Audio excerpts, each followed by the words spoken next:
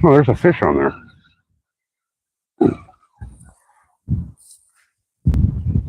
That's hilarious. I had a fish on there. I didn't even know it. He's so small.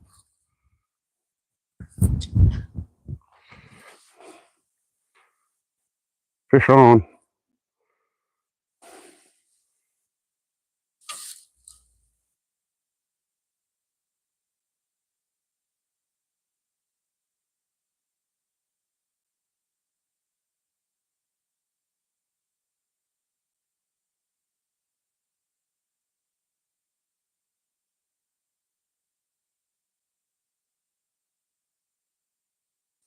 Come on.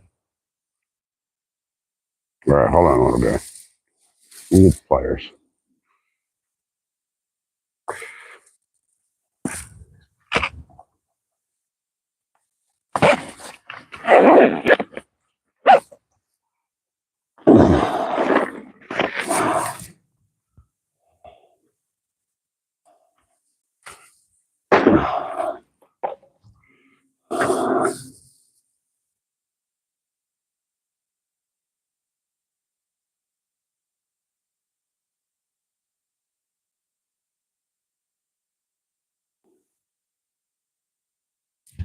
Little guy's so small, I didn't even know he's here.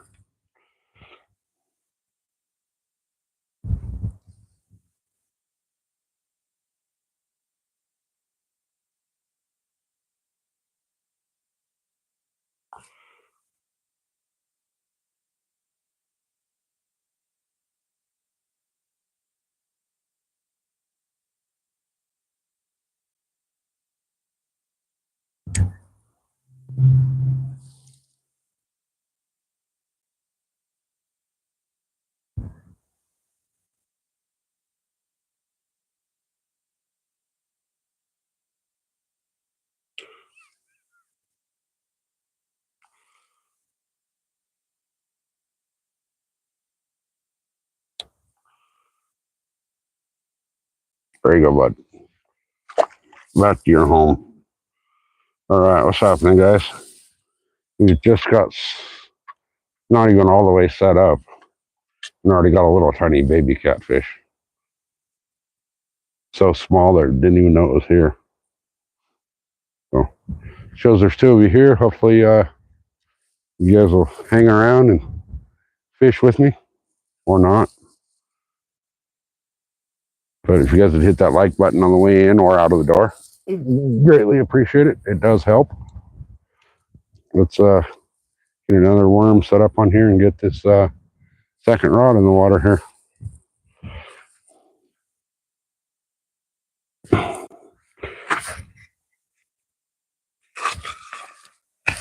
All right.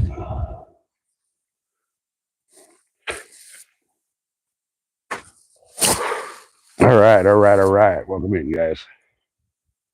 So there's four of you here.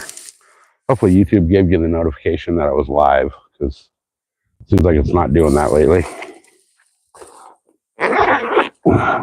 But we're gonna get another bait on. I've thrown all kinds of different baits today. The only thing that's caught a single fish has been the good old trusty night crawler. So we'll stick with what's been working.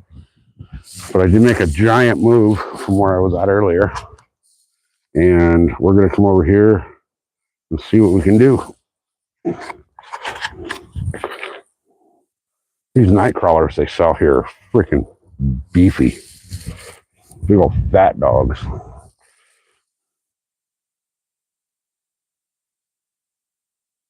I mean, these things are like super thick, super thick. They're all good size. So I'm gonna get another one hooked up on here and see what we can't catch this time. Seems like it's all been little fish. Did get one nice little carp earlier, but so far nothing big.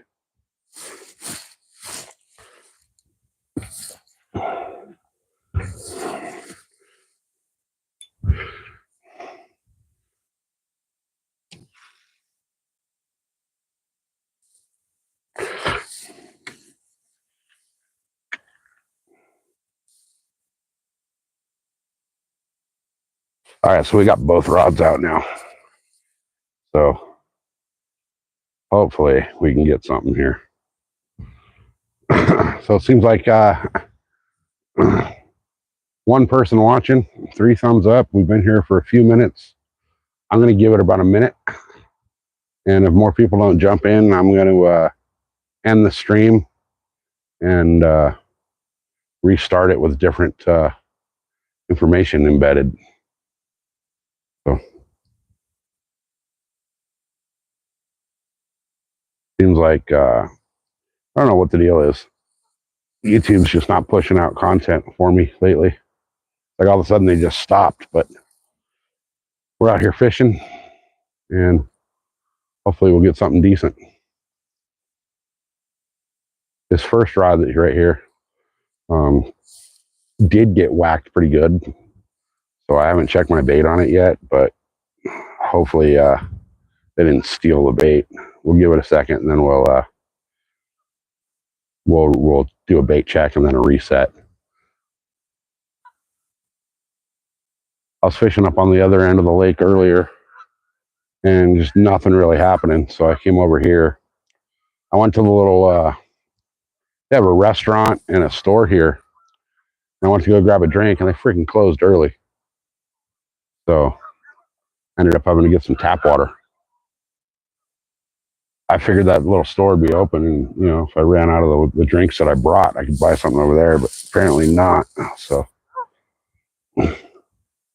but well, it is what it is. So there's 5 of you guys in here. Tracy, welcome in. Noda, what's up, man? Rod, hey, how you doing? Glenn's here. Good night, Munchie's here. And the only new name I see is Tracy Blee. Everybody, guys, give her a big old freaking welcome to the chat. So it's good to see new faces and new names. Hope you guys are enjoying it. We are on an extremely beautiful lake for Southern California. Let me kind of pan around here. We'll start over here. So the dam is back over. Well, there's 2 dams here. There's one back over that way, and then those of you that were here earlier saw us fishing the other dam. But then there's, you know, it's just a beautiful spot here.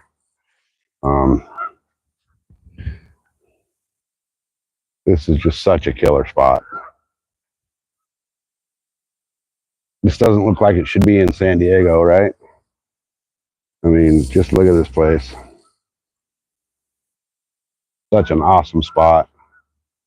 It's hard to see. I don't know if you guys can see it if I zoom in or not, but let me zoom in on the shoreline down here.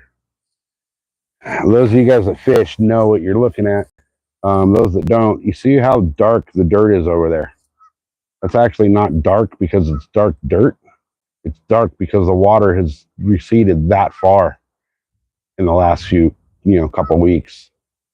So, I mean, even right here, right where I'm at, let me zoom back out. I'll kind of show you, like right here, right?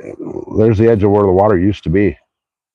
So we're a good 6 or 8 feet down here as well. So seems like all the lakes in San Diego, they're draining and letting that water flow out to the ocean.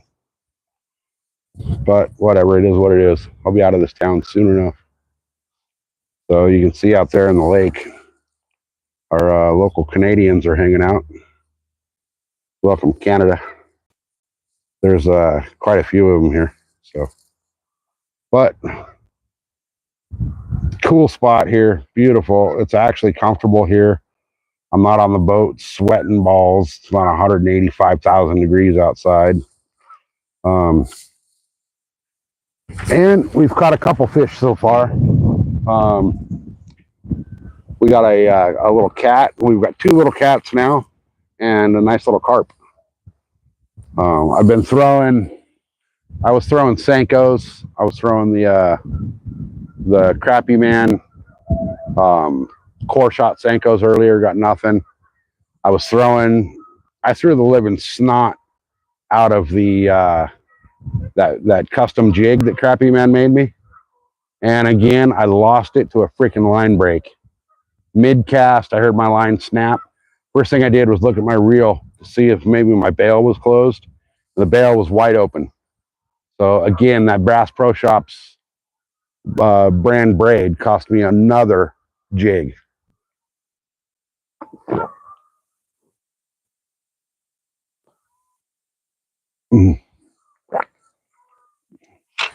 No, you know, I don't know what's going on. Nobody got a notification.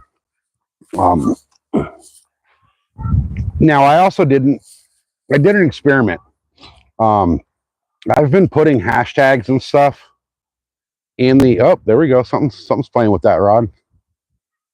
I've been putting hashtags in the description of the channel here, and it seems like it's a 50-50.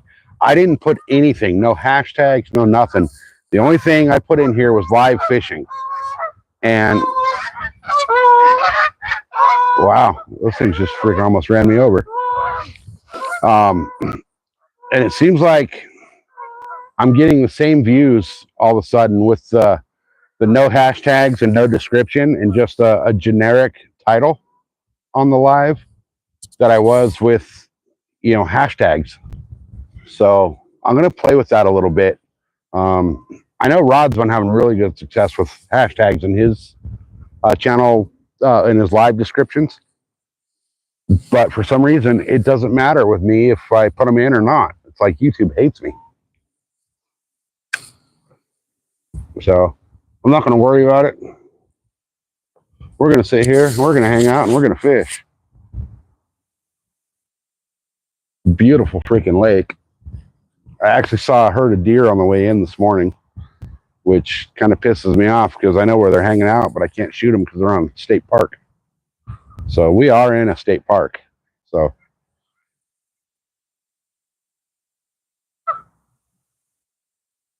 really, Glenn, that's a trip. Okay, cool. It's good to know. I appreciate that information.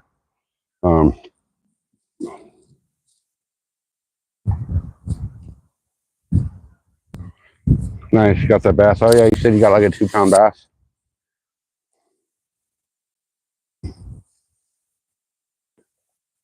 Yeah, keep doing what you're doing because, dude, whatever you're doing, Rod, is absolutely just crushing it.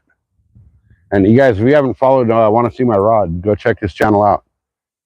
Really cool fishing content. His lives are super fun. And the videos that he puts out, some of the shorts and stuff, are just amazing. He's got this underwater camera that basically is like a lure camera. So you're watching his lure as he's trolling through these lakes up in Montana, and you're watching the fish actually come up and check it out, and then they'll either bite it or they'll take off, or they'll come up and check it out and then take off and then come railing back on it. Super cool video. Hey, Robert, welcome in. So we're going to fish here. Oh, we're getting tapped on again on that rod. Hopefully something actually takes it.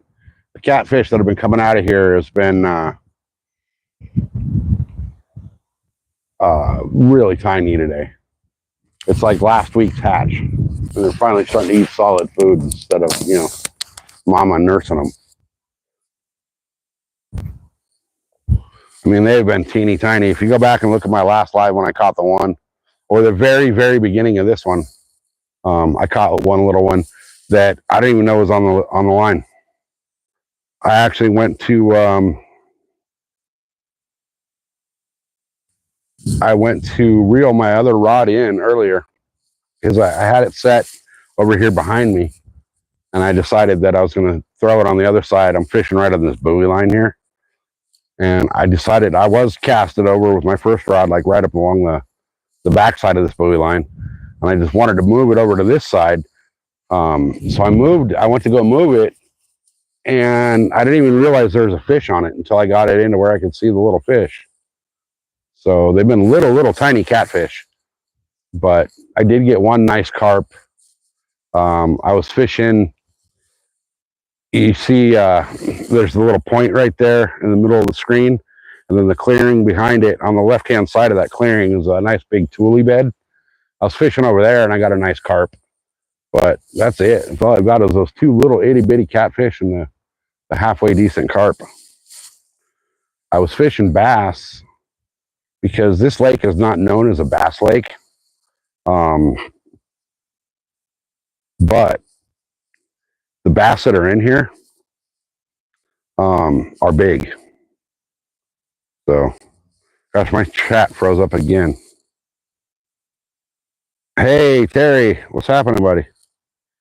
We're up here at Cuyamacca seeing what we can do. It's the lake's dropped like a good 6 to 8 feet, and water's warm, dirty, but it is what it is. So my other lake, Terry, you know the other lake I've been fishing. They're dropping that 9 feet this week. They're lowering that lake level 9 feet so they can fill up the lake right below it. So that lake's going to be dead for a while. 9 feet, you guys, that doesn't sound like a lot, but 9 feet of lake water leaving that lake is a lot of water.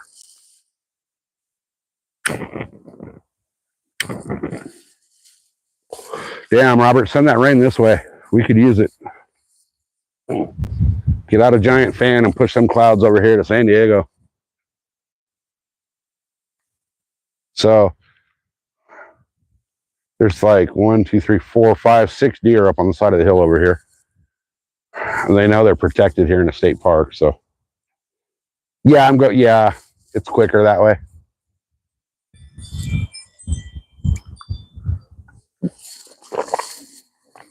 There was the notification from the Ring camera. I think Mrs. SoCal just walked in the door. It's what time is it? It's 5:58. Maybe. Yeah, that's right about when she should get home.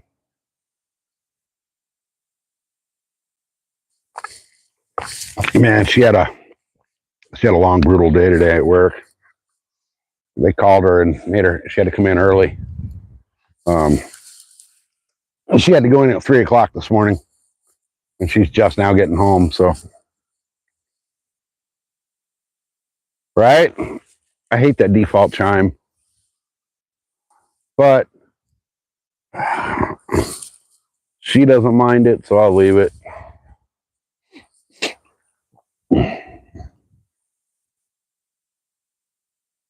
Hey, dingers and deer, welcome in. Speaking of deer, let's see if I can zoom in on these freaking deer over here.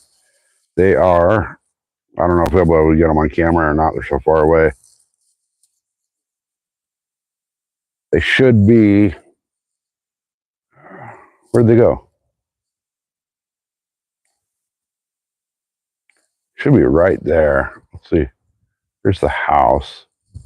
So, see that truck that just drove by? They should be right above where you see the cars driving by. I can't zoom in far enough to get on them. Okay, so you see the house, right? In the view. If you come down, let me see. Come down right to the top of the trees. You see the T-dock there. If you go straight up from the T-dock and about halfway between that little, you can kind of see the ridge sloping down there. You might be able to see those couple deer right there. They should be right there. They should be right in the middle of the camera, right in the middle of the screen. There, you see the house on the left. If you go to the house on the right that you can see,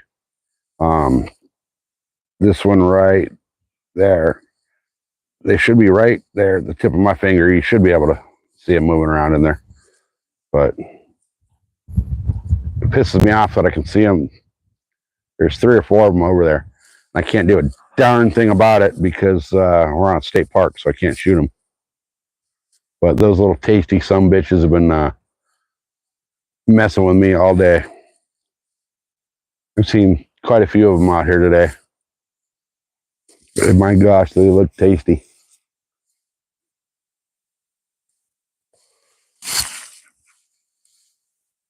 Oh, you see them in the big tree? Yeah. They're just over there grazing, like in these people's yards. Like it's nothing. But we're on a state park, so they know they're protected.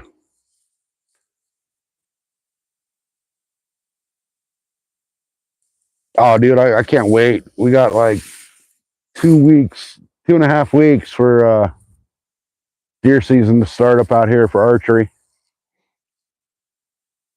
And unfortunately, I have not done any scouting yet. I mean, I know where I'm going to hunt. I said I wasn't going to hunt that area this year, but I'm going to start off there this season until I can get eyes on some other spots. And it's just been too damn hot to go scout the other spots I want to hunt. So I'll go out there, hunt my other spot until it kind of cools off a little bit, and I can get out and just do some hunting in other spots. Colorado, no, I'm actually in San Diego, bud, which is the home of no deer. Oh, I mean, there's deer here, but the deer that are here pretty much hide on either public land or state land. Oh, I think I got a fish on here. I got a fish on. That is hilarious. It's so small, I didn't even know he was there. It's another. Oh, he throated this thing. Did he actually totally throat it? He completely 100% choked this freaking treble hook down. Oh, there's no way I'll be able to get him off of here. Look at this guy. He was born like last week. I'm going to have to cut and do something different with him because there's no way I'll be able to get that treble hook out of him. He absolutely annihilated that treble hook.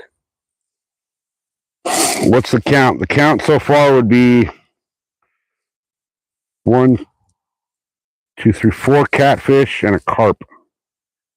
Let me see if I can get my hook back out of here. I might be able to, but I don't know. I don't think so.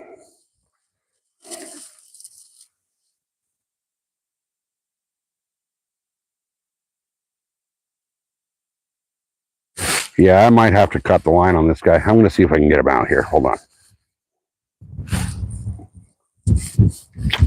There we go. Oh, nope. Oh, okay. Thank God. That was not the treble hook one. So I was able to get him out. Sweet. I have one little single hook and one that's on a treble hook. So that was the guy on the single hook, and it did come out. So he is on his way home. So let me get another one of these little night crawlers hooked up back here, and we will get him thrown back out, and I'll check that other rod real quick, and see what happens. Because that other rod might have a little tiny baby on it too. Oh, come on, you squirrely little sumbitch. I know you don't want me to hook you, but I'm gonna, whether you like it or not. There you go. So the catfish spawn up here seems like it was pretty freaking good this year. We're catching a million little tiny itty bitty catfish. I talked to the park rangers here, and they said they've had a bunch of reports of cats, but they've all been small. So I'll get this thing back out here and see what we can get again.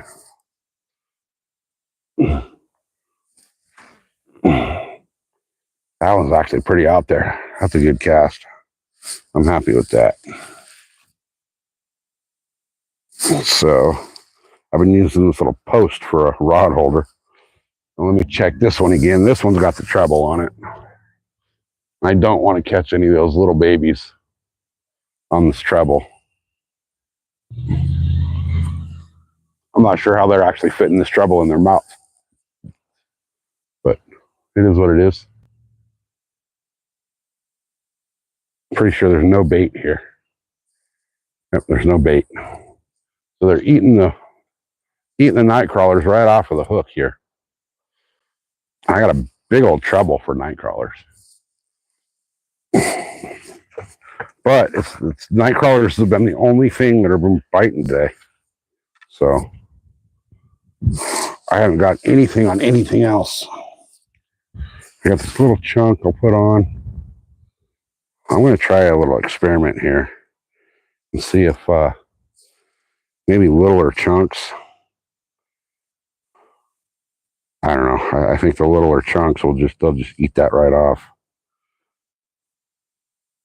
But I got a little night crawler tail here, basically. I really don't want these little guys. Too much of a pain in the butt to get off. No, Katrina, so far, no good cats. They've all been really small. Let me get another half a crawler to put on this thing.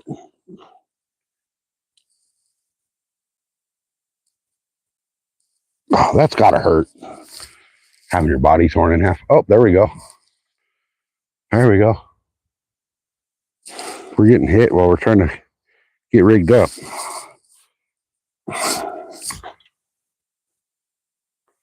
Let me see if I got something there. Probably not.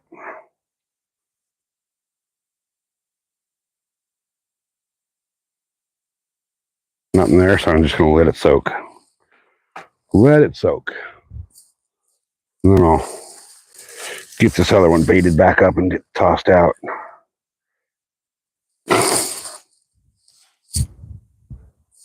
I'd really like to get something big. Nice big cat or carp. I mean, there's a possibility there's still trout swimming around in here. They stock enough of them through the year that there should be some left. Even if it's super hot, you know, but there should be something left in here. All right, let's get this back out and then we'll come back over and hang out with chat. I'm almost sure whatever hit that other rod took the bait.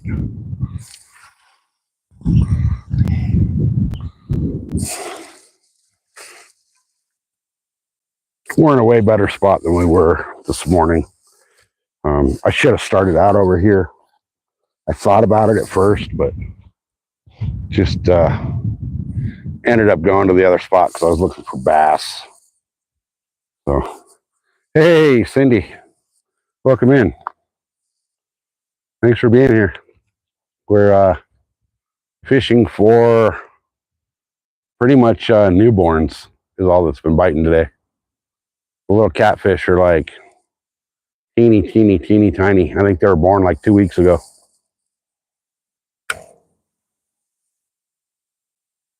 But we're at Lake Cuyamacca today, which is the highest elevation lake in San Diego. Known for a trout lake. Ooh, that other rod's getting hit, or is that wind? Yeah, that's getting tapped. That other rod's getting tapped on. We're just going to let it go until they actually bend the rod. But this is the highest elevation lake in San Diego. And the water is actually really far down and warm. It's way warmer than it normally is. So hopefully both these rods are getting little tippy taps, but hopefully something will actually grab the bait. I think this rod closest to us might have another fetus on it.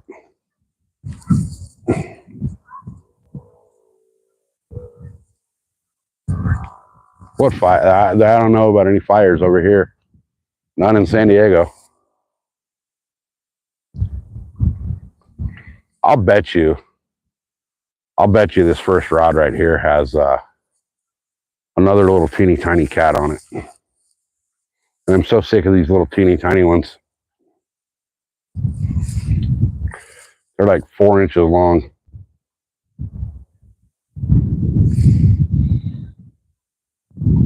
I don't think there's anything there. Oh, maybe. Oh, there's definitely something on there. My goodness. It's another one of those freaking, you guys are going to love this. I got Brutus on the line right here.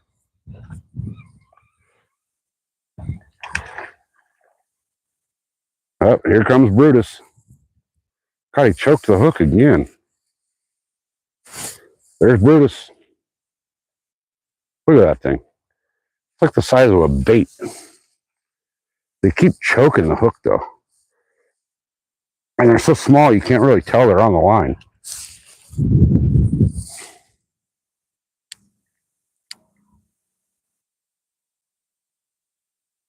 Let me see if I can get the hook out of here. Oh, you little sumbitch. You're trying to use those little spines against me. Like 12 more of you, I can make a taco.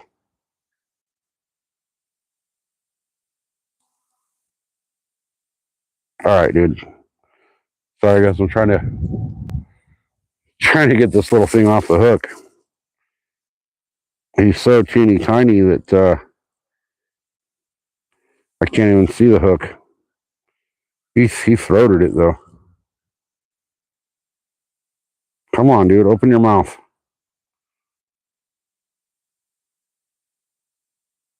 Open your mouth. Give me it.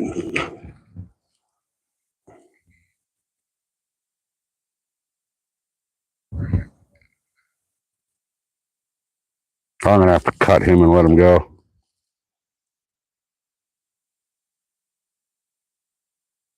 Yep. Had to cut that one off. He actually swallowed the hook. So, thank you, Midwest. I don't know if I would count that as a catfish, but it's a fish, all right. So, now I got a mess here. I cut it and my rod dropped and tangled everything up. I might have to cut and retie this whole rig, which won't take very long, but I'm really hoping to get something bigger than that. That's been about the average size today. I don't even know if I should count those as fish. These things are freaking tiny. Hey, Leafy, welcome in.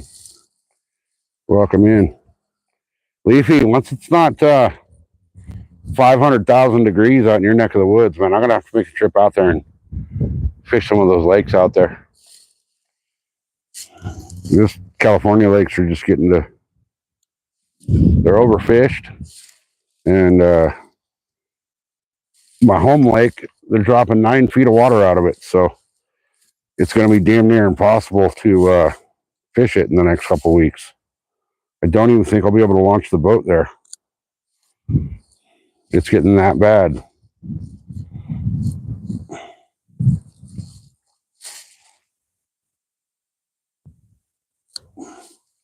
Let's see. Hey, Farron. Welcome in. It's been a while, man. Hope you're doing well. All right, let me strip some line off of this so I can make some leader.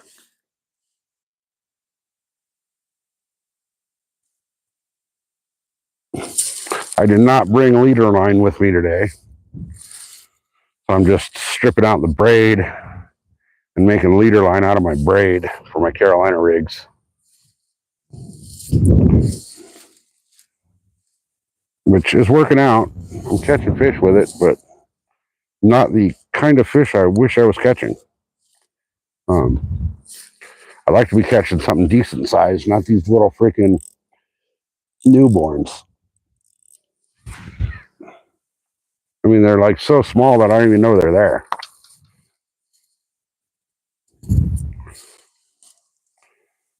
And that's not what I want to catch. I want to catch the fish that made those little newborns. All right, I'm tying up a new rig, guys. Give me a second. And a little distracted trying to tie this up.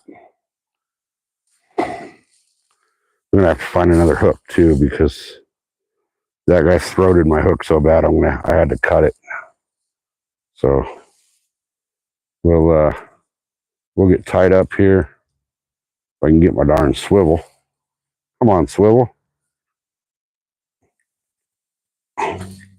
There we go. Let me check my battery real quick. All right, it's finally charging. So I've had the battery on the power bank and it wasn't charging the battery. It was on the power bank, but it continued to keep going down. So I don't know what was happening, but now it seems like it's finally charging.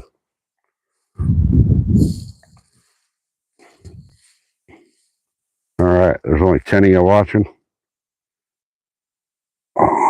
Appreciate you guys being here. It's been a long day. Lost some lures. Caught some really small fish. But it tells me, these little small fish tell me the catfish spawn here was a good success. So, man, it's raining everywhere but here. We need some rain out here. We need a lot of rain out here. We need like feet of rain. Not inches, we need feet. All right, so let me get this leader tied onto the Carolina rig, and then I got to find a hook to tie on here.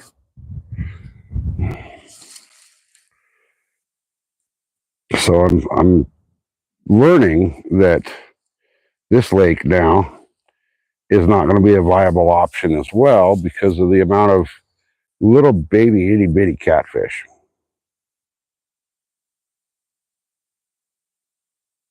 Sorry guys, chat froze again. I don't know why it keeps doing that. All right, I'm tying up, getting my leader tied up, and then I got to dig into the tackle box, get another hook, get another bait on here, and then we'll be back to fishing. Hopefully for something bigger than that. That's about the average size today, which you need like 15 of them to make a taco. All right.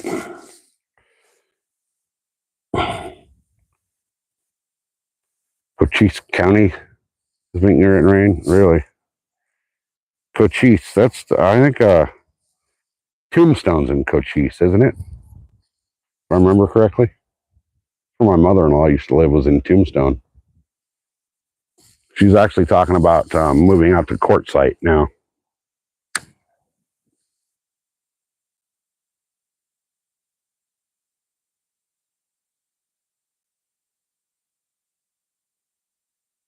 Yeah, there's some really good fish that get pulled out of here, but from what I've heard, everybody I've talked to here today says that nobody's been catching anything bigger than those little freaking brand new newborns.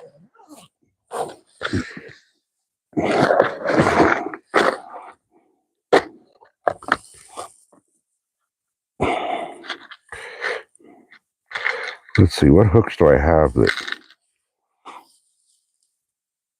I guess I'll go back to... Oh, there's a treble. I don't want to use another treble, though. I hate treble hooks. I do have a little tiny octopus hook here. I'll try that out. Man, I have to buy a new little box for my hooks. You know, you guys know the little fishing boxes, little divided boxes. I keep losing the latch little things for it. I've replaced them twice and they keep coming off. So it's time to go buy another one of those little utility boxes. But man, I don't know what the deal is. Like, whoever makes those is greedy as hell. It's 12 cents worth of plastic, and they want to charge 24 bucks for 3 of them. I mean, come on, man. Fishing's already expensive enough. 24 bucks for a little plastic box to hold your hooks in is ridiculous. Especially when your hooks are already expensive. All right, we're tied back up. Finally, I had to re-rig everything. Just got to cut my tag line and throw a worm on, and we'll be ready to go. 61, where's that at? Lear. Where's Lear? Never heard of it. Hey, Lewis, what's happening, brother? Good to see you. Welcome in. We're catching the world's smallest catfish today. God darn it. I got the little spring clip band thing on my pliers. There it goes. I'm using my saltwater pliers right now. And my line just got caught up in that little spring clip thing. All right, let me clip this tag, get a bait, get it out there. And then I need to check that other rod and see what we can get going. Hey, Real Deal, welcome in. We're at Lake Cuyamacca out here in San Diego. This is the highest elevation lake in San Diego. And it's beautiful out here, but the lake is dropping like crazy. The water's warm. The conditions out here in San Diego for fishing just absolutely suck unless you're out chasing the tuna. Right now, the tuna is going crazy out here. But my boat, unfortunately, is not big enough to get out there. I need to get a bigger boat. Elevation here is right around 5,500, I believe. I'm not 100% positive, but we're pretty good elevation where we're at.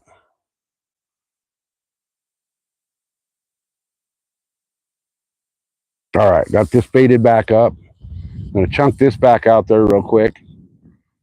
And then that's a long leader on the Carolina, but that's fine. Chunk this back out there, and then I'm going to check that other rod for... There's probably another little freaking fetus on that one. These catfish that are biting right now are just so freaking teeny tiny that it's not even really worth fishing for them. I started off with bass, but the bass just aren't having it here. I mean, this isn't really known as a bass lake.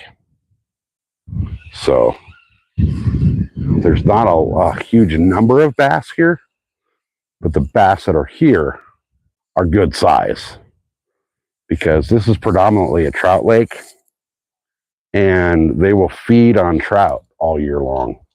So the bass here get big. There's always a chance here of bass fishing and catching a double-digit bass. Now today I caught absolutely nothing other than these little cats and that carp, but the bass just didn't want to come out and play. So I actually lost more gear fishing bass than anything. I really need to get out and do some tuna fishing. That's where I need to be, is out in the ocean, fishing for some real fish, but until I get a bigger boat, I'm kind of stuck freshwater. Ocean's where my heart's at. Freshwater is where my boat fits.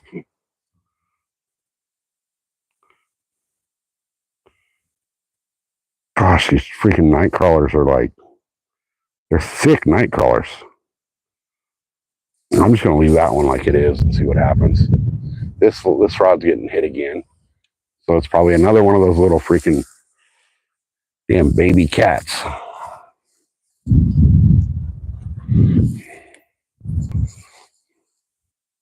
You know, I think I'm gonna move this one.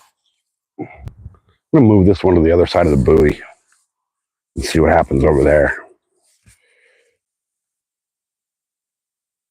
I'll have to move the camera and all that a little bit so we can get everything in the frame. But I keep catching these little tiny things.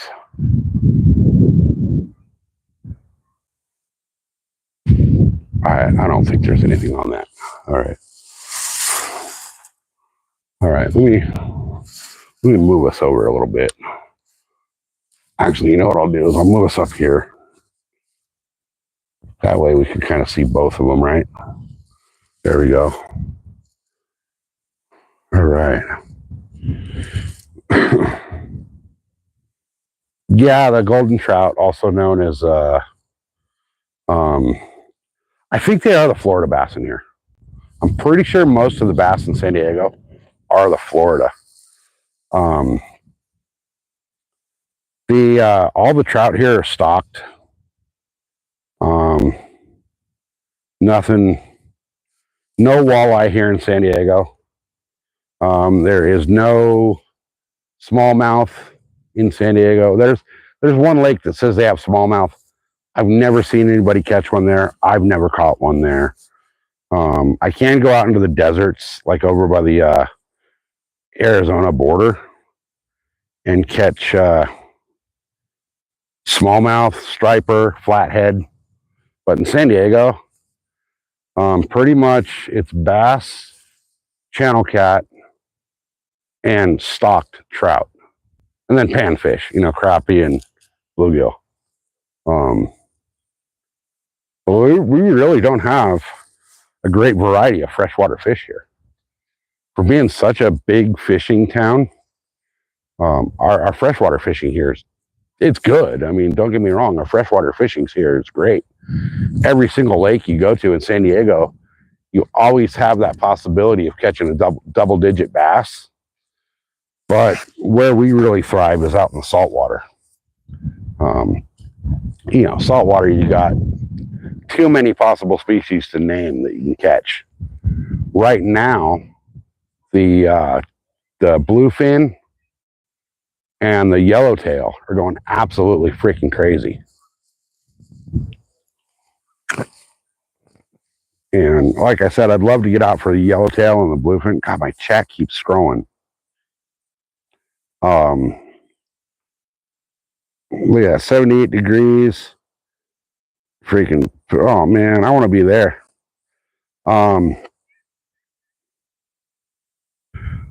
But the yellowtail and the bluefin are absolutely going bonkers right now offshore. And like I said, my boat's a little too small to get out there. I can get out to the kelp beds, like, you know, a couple miles out. But being such a low freeboard in my boat, one good wind wave and I'm going to end up nose diving.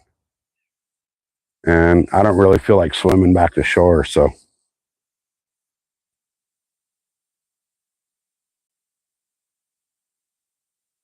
Hey, nobody, welcome in.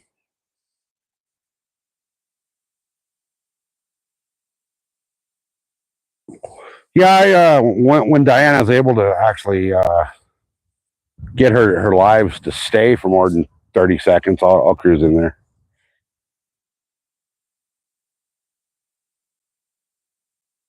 Yeah, if I'm going to fish Michigan, I got a couple friends out there that will show me some great spots. Michigan's on my list for deer hunting. If I'm going to travel to fish, I'm going to travel to fish for big old saltwater fish. What I need to do is break down and get off my ass and book a trip out there in Florida with Real Deal. Because, man, if you guys don't watch him, he's got a great channel too. He does offshore charters, and they're always killing it out there. They're all over Michigan. I know people all over that state. Let me check this other rod over here on the left again because it got tapped. I'm sure I got another little freaking baby on it. Let's see.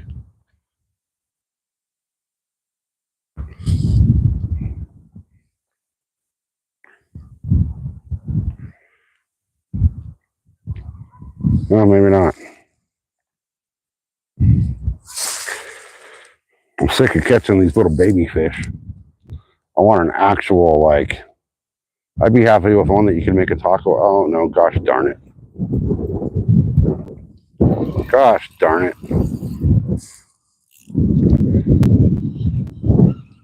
Yeah, I think he's on there. Son of a gun.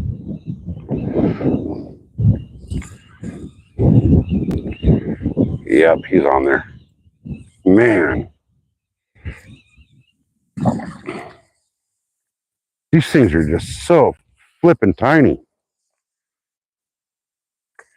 Look at this. I could nose hook this and throw him out for a freaking bass. Look at that. He's like bite size. Which, I mean, it tells me one thing. The catfish spawn here was very successful this year.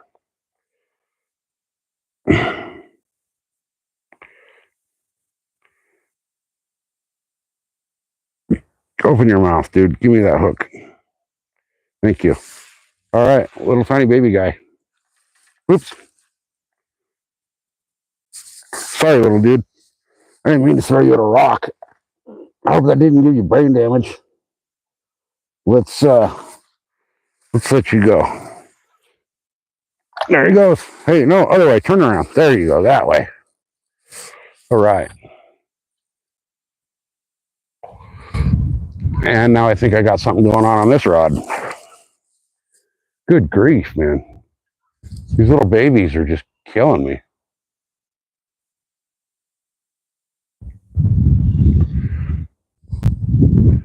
Oh, there's nothing there. Oh, I don't think. I hope. There's nothing there. Oh, they got my bait on this one. I don't know how they're stealing the bait off that treble hook as well as they are, but let me get this baited back up and get them both out there again.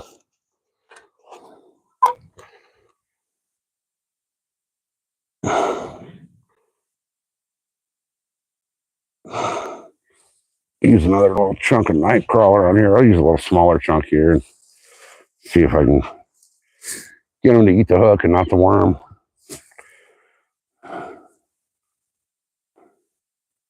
Hopefully, if I can get them on here good enough, they won't be able to steal them.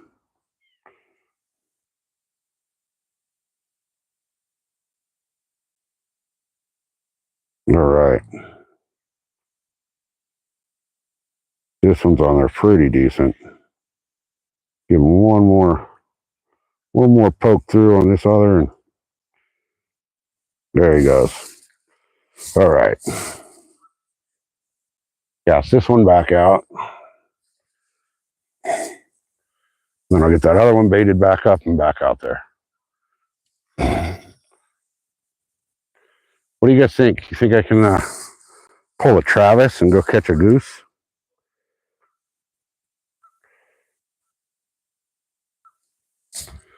There's a couple geese over here.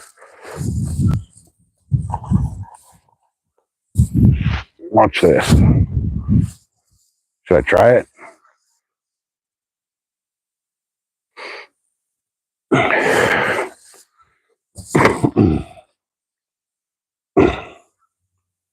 See the geese right there? Let me go see if I can pull a Travis and catch one.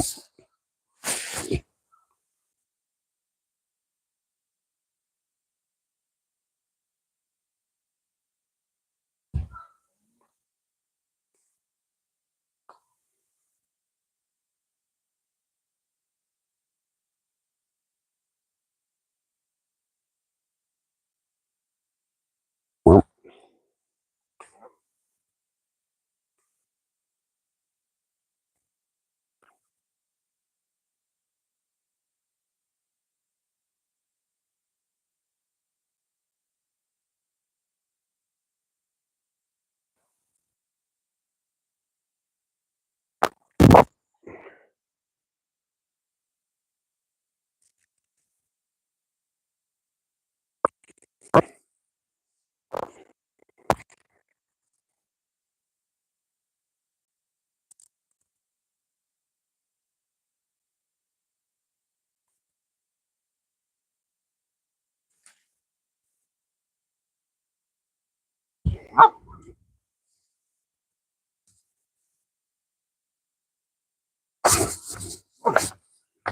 Well, I'm not as good as Travis, apparently. Can't catch a goose by hand. I tried. Well, I kind of half-assed tried. But we're not here for geese. We're here for fishing. All right.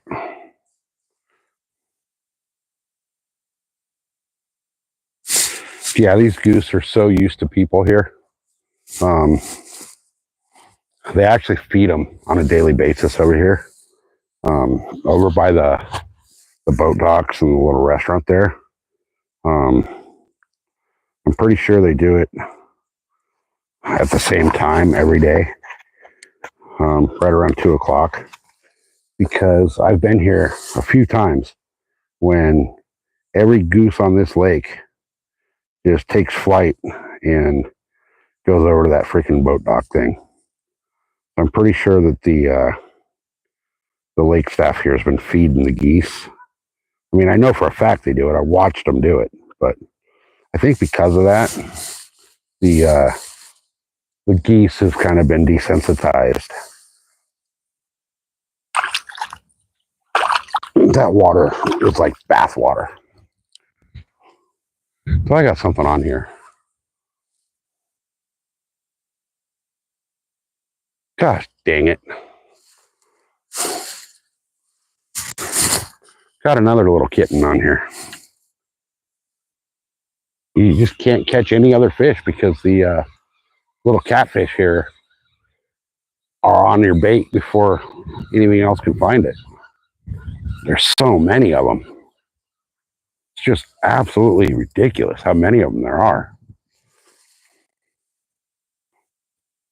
And this guy's on the treble hook. Let me get him off of here and get baited back up and get him. Hopefully be able to get something bigger. I mean, look at this guy, you guys. Look at that. They're freaking teeny tiny. They were born like last week. Oops, sorry, bud. Went to flip the hook out of your mouth and slap the end of the buoy.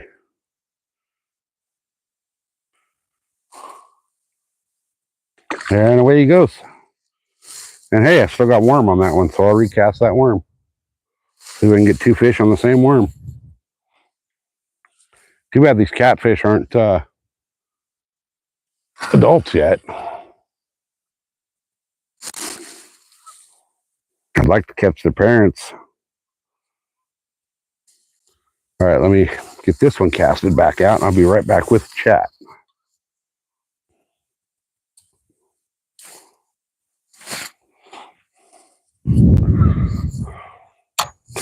This actually has a little bit heavier than the other ones, so I'm able to cast it out a little farther.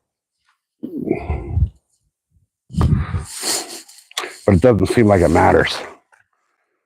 Cast it 10 feet off or in the middle of the freaking lake, and I'm still getting these little tiny guys. So let's see, let's get both rods into the picture there.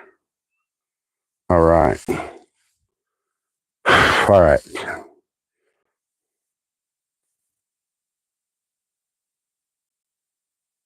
Oops.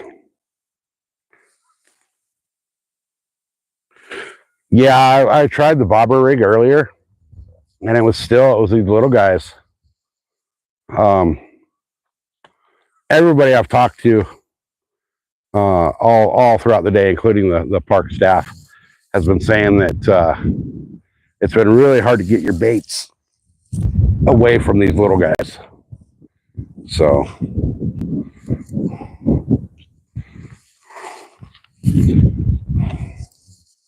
I might drop shot for bat. Well, it's getting kind of late in the day.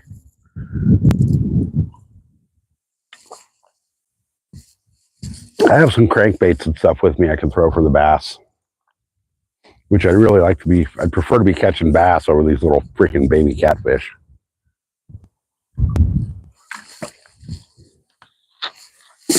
But I'm not sure how much longer I'm going to stay here. I've been here. I got here late. That's 6 already? My goodness, man. Oh,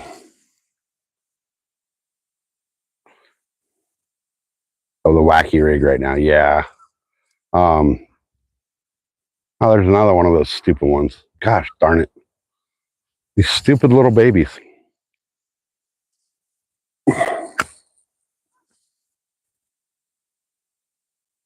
The bass fight in this lake is not really great. This is more of a trout lake, but apparently they had one heck of a catfish spawn this season, and the little baby cats are just going crazy. They're so small you don't even know they're on your line. You think it's the wind blowing your rod tip, and it's these little guys.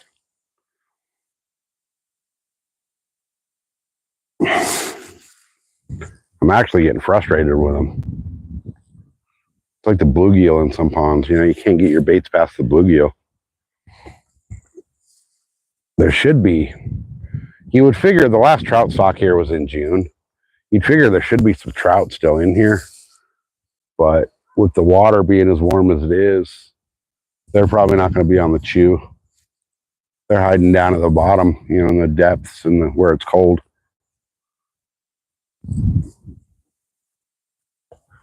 This rod's got another little baby cat on it, I think. Gosh, they're annoying. I want something that can actually bend the rod, not something that's going to be just robbing my bait, basically. Is he on there? He's on there. Good God, man. Oh, okay, he came off. Oh, thank you. Thank you, thank you, thank you. Man, I still got part of my worm on there. I'll just recast what's on there. And it flew off. Just my luck.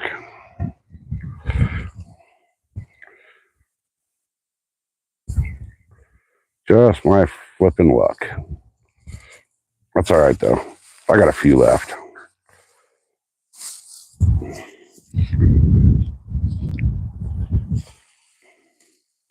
Man, I only brought a couple drinks. Thinking that the store up here would be open in case I ran out, needed more stuff.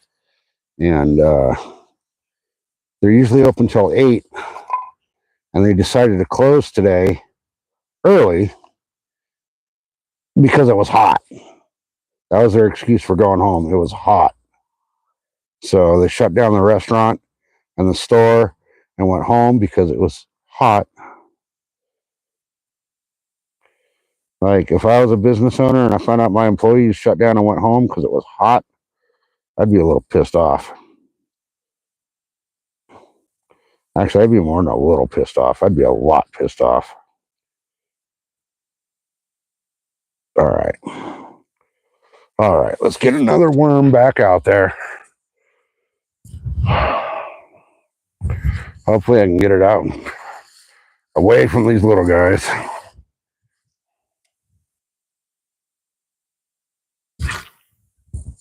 Probably not, though. I'll probably have one on this rod in about 8 seconds. Let me check this line, make sure there's not a little baby on here.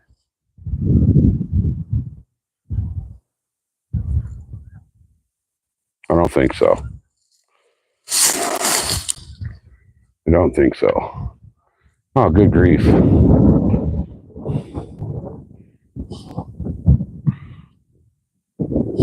I don't think there's anything on there. But that other one's going off already.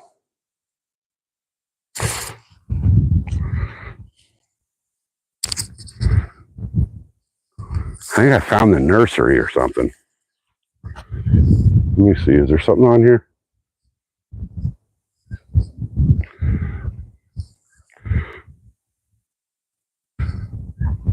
No. Nothing. Okay, good. Good, because I'm over those little guys.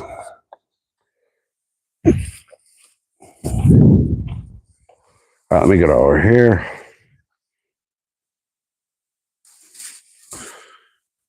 Yeah, there's people on that dock. That dock's actually right there.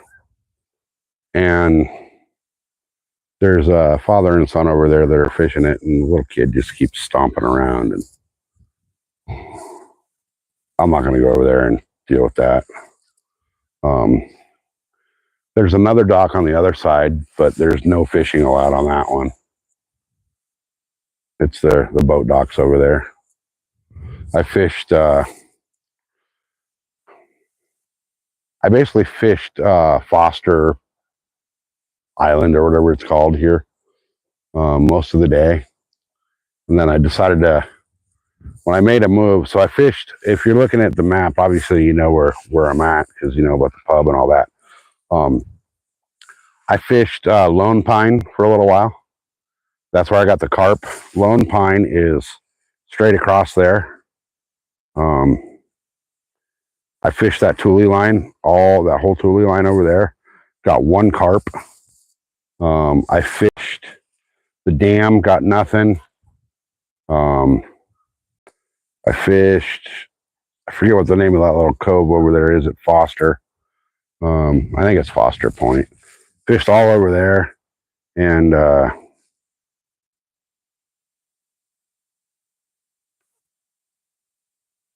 yeah, this lake is only, I think the deepest part of this lake is 20 feet. It might not even be 20 feet right now because the water's gone down a good 5-6 feet. So the other side over there, if you look at the map over at Chambers Park, I was over there. That's where I parked originally. And I walked around the dam and over to the point. I was basically just, you see that point right there? I was just on the back side of that earlier. And it was still shallow over there. So this lake is not very deep. They do stock it with trout quite a bit. Can I not get both rods in the view, or is it? There's that one, and there's that one. Okay, kind of get them both in. They stock this with trout 9 out of 12 months. So their last stock here was in June. And she told me that they stocked 3,000 pounds of trout with 1,000 of that was trophy-sized trout. And if you look at the fish catches here for the trout, they get some monster trout that they put in this lake, especially those lightning trout. Those things get monstrous that they put in here. They're nothing like the hatchery up by Rod's place, but they're getting close. And they all come from the trout stocks here come from Mount Lassen Hatchery and another place up north called Jess Ranch. And the Mount Lassen trout are by far some of the best fighting trout you can find in California. They're raised in the little hatchery ponds, are a very high current pond. So those trout got to swim for their life from day one. So they get really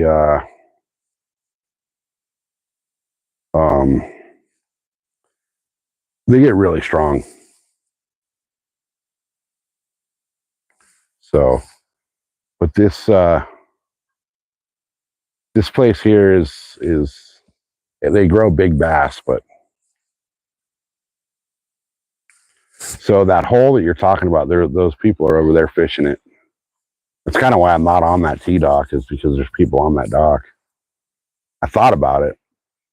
I thought about going, they're on the corner. I thought about going to the opposite corner, but I don't really feel like dealing with kids. So I'll hang out over here for a little bit and hopefully a bass or something swims by. I mean, if you look at the structure line of the edges of this lake, it's super bassy. The tules are just everywhere. But walking around over to that side, it's a half a day. just getting there and back. I don't want to make that walk. I could go back over to Chambers Park where I was parked earlier and cut up and over and get over here. But this end of the lake is pretty shallow. I mean, this whole lake's pretty shallow, but it's better off than where I was fishing the last few days because A, it's actually cool here. I'm not frying my brain sitting on the boat, and a different, a little change of pace. I'm stuck with these little catfish that keep biting, but yeah, they rent boats here. They're just little hunk of crap rental lake boats. They were nice at one point. They're just little 12-foot John boats, flat bottom, with a little. I think I got a 5-horse Yamaha. But the problem with this lake is the wind. You can't anchor here. You just can't.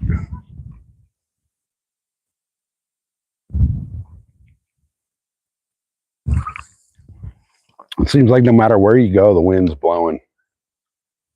Now, I could launch my boat here, but they charge not only the inspection, but they charge you a wash fee as well here. So they come out and pressure wash your boat down before they'll let you launch it. And I mean, I'm fine with that, but I don't want to pay for it. You know what I mean?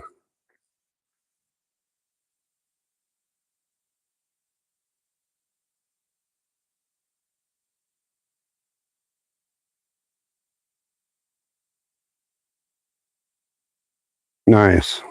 Yeah, we don't have brown trout here.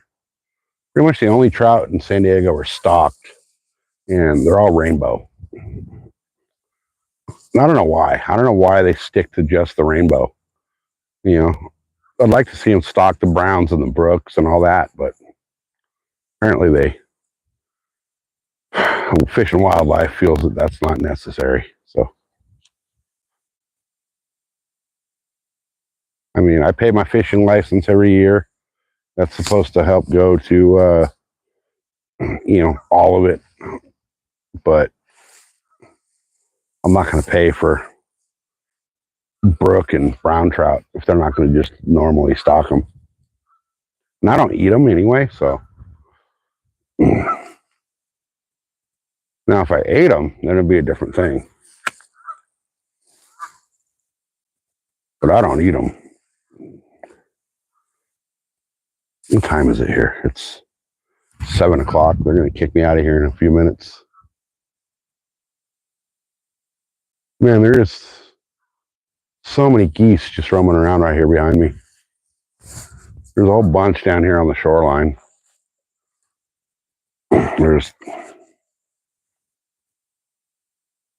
Where'd they go? There's all of them. And then up on the hillside, there's 1, 2, 3, 4, 5, 6, 7, 8, 9. 9 of them sitting right by my Jeep.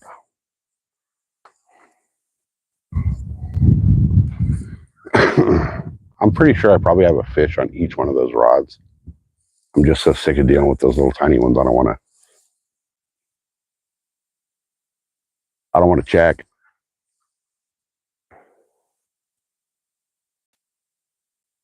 Yeah, that's my thing too. Is these little guys keep stealing my night crawlers. I'm gonna definitely have to come back here though and put in some more time because this is a good lake. Nice and cool out here. Scenery is beautiful. I mean, nowhere else in San Diego do you get this kind of a view. Wildlife out here is great. We're in a state park, so all the wildlife out here is protected.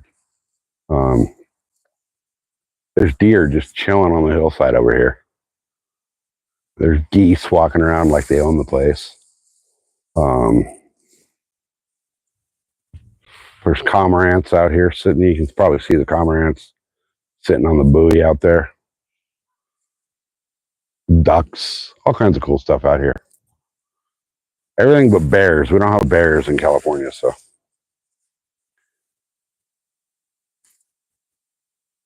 Hey, Ralph, welcome back.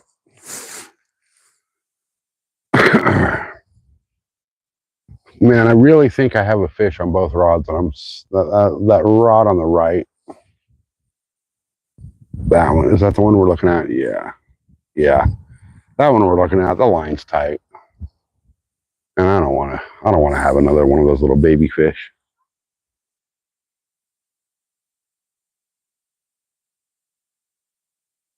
Looking at these deer over here, and they just look so tasty.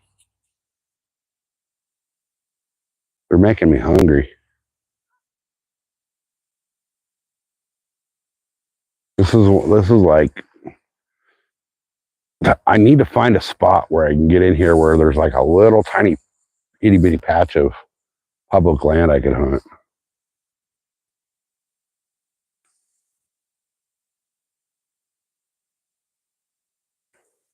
That's the problem, Munchie, is like they're so small, you don't even know they're there.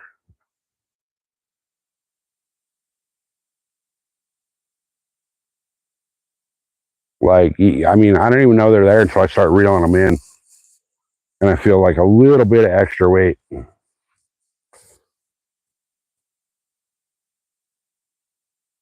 I feel like if I actually set the hook on them, I'd probably freaking rip their head off. See, there is one on here.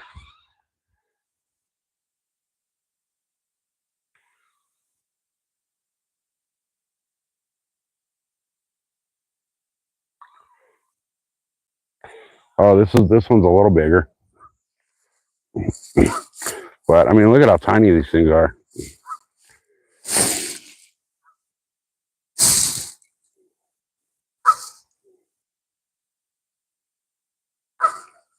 This guy got lucky. He only got one of the trebles. I'm not even sure how these fish are fitting this freaking treble hook in their mouth.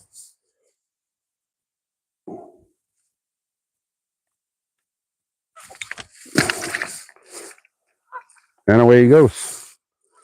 He gone. All right. Oh, and that other one's got one on it now.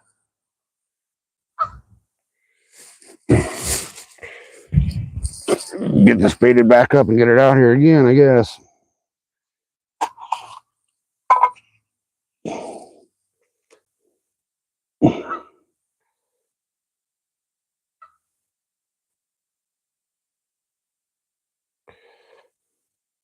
It's funny because everybody says like the best bait ever is worms. And worms are not naturally present in a lake. Fish that bite worms have usually never seen a worm before.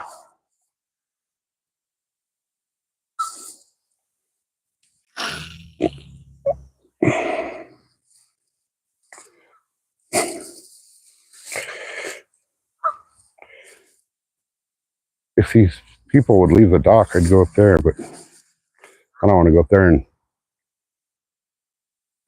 deal with a little kid stomping around. Although I probably should, huh? I mean, it wouldn't hurt.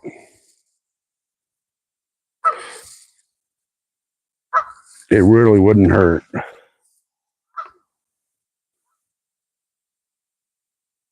there anything on this one? No. All right, thank you.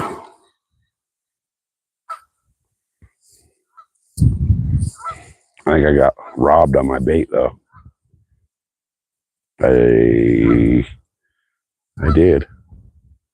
Oh, my freaking Carolina rig's all tangled up. There it goes.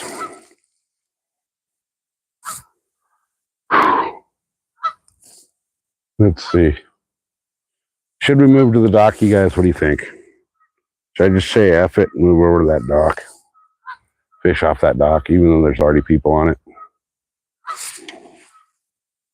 See if I can maybe get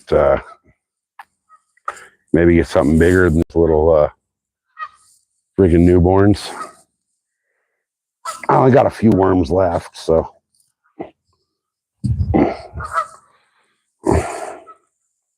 What do you think?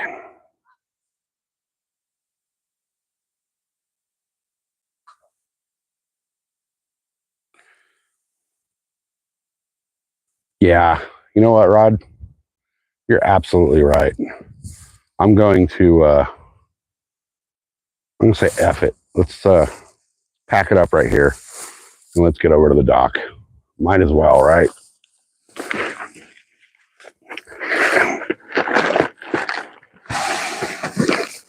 Let's go do that.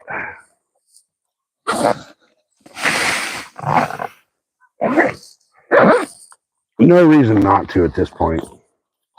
And you know, I do have a little bit of bread with me. So I could go throw a bread ball over there too for a carp. So let's pack it all up and go over there. See what we can do over there.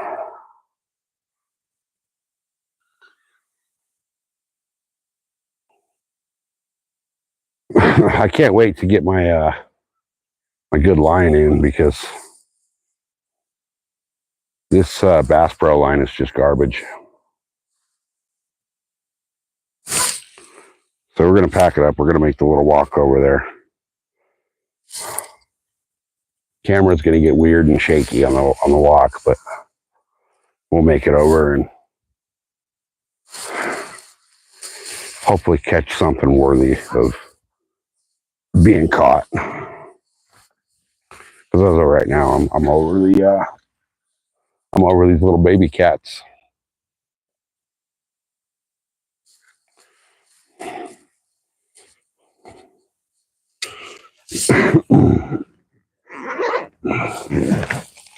I was really hoping to come out here and get some bass, but it just seems like the bass bites shut off everywhere lately. But at the same point, with all of the lakes dropping their lake levels like they have, the bass is gonna.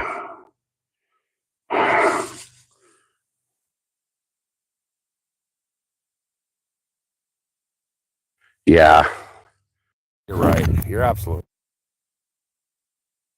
So let me break everything down over here. I'm gonna drop the tripod. Maybe I'll just keep the phone in the tripod as I walk over, and then hopefully get something over there. Something's got to change. It's over here. It's not working.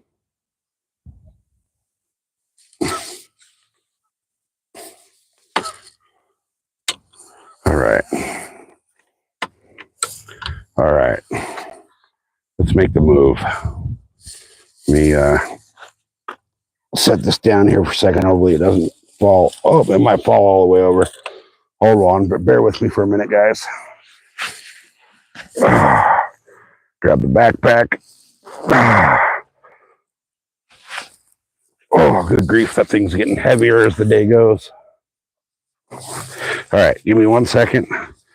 Grab the rods. And then I'll grab the camera. And we're going to go for a little walk.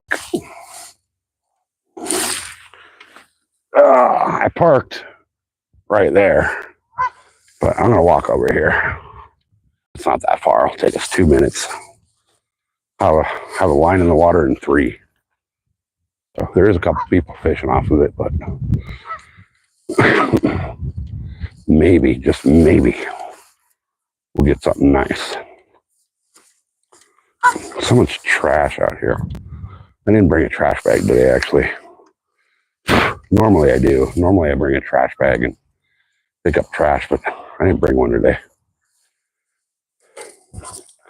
I got out of the house so late that it's just been, I'm actually surprised I actually made it here. All right. Well, there's only 2 of you left watching, so thanks for staying and hanging out. Seems like YouTube's throttling my channel lately. All right, let's see.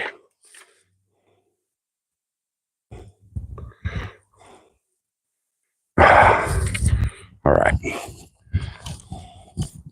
Oh, and there's nobody left. Okay. Well, I'm going to try this dock anyway.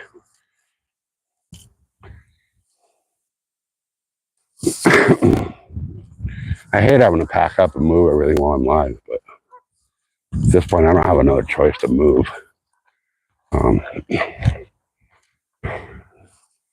So there's this dock here. Then there's the boat ramp, which you can't fish off of. And then there's the other courtesy dock over by that boat launch, but they won't let you fish that either. So we'll go off to this corner here and see what we can do. We ain't doing nothing anywhere else. So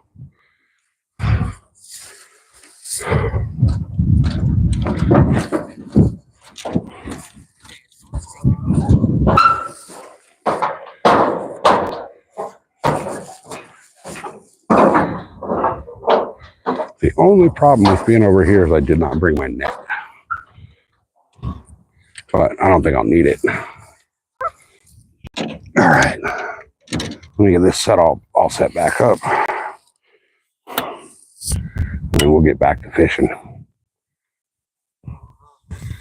Yeah, that's where I'm gonna cast. I'm gonna kind of throw one of them. I got like a 45 out here. And then I'll throw one straight out. So I'll throw one that way and then one right over there. So give me a quick second. Let me get everything set back up.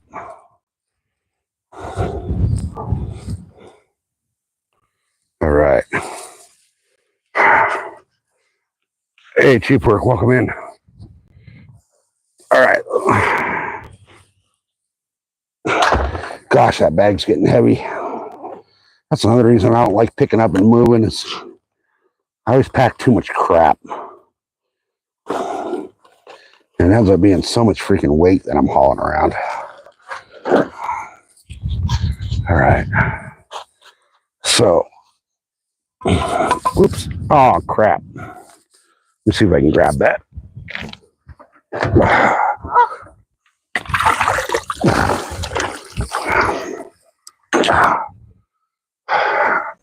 That lid of the night crawler blew into the lake. And last thing I want to do is have trash blow in the lake. I just scoop it out with my hat real quick, which is fine. It'll probably feel pretty good. So, get a crawler on here. I'll throw a full crawler on my. Oop, come on. Throw a full crawler on this rod because I like this reel. It casts better. And I got a lot more line on this one. I let my dad use my other rod last time we were out. He lost like half the line. That guy catches everything but fish.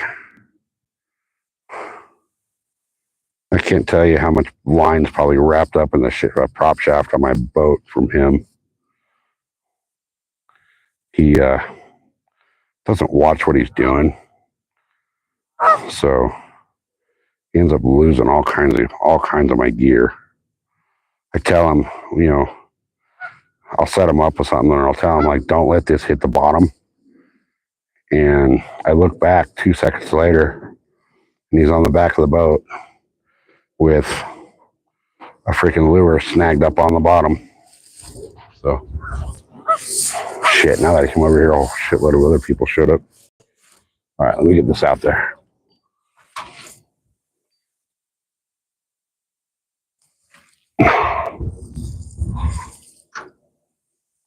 All right.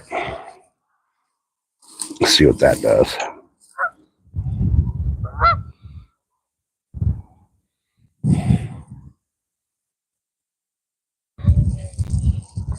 That braid just sails in the wind. All right, so that one's out. Let me get this other one baited up and tossed out.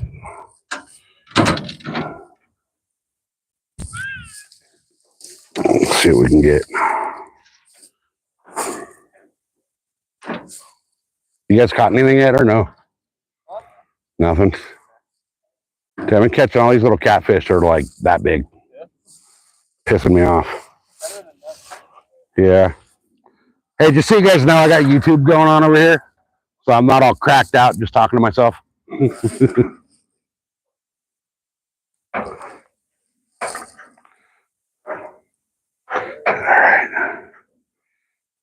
Alright. Oh, this worm's feisty.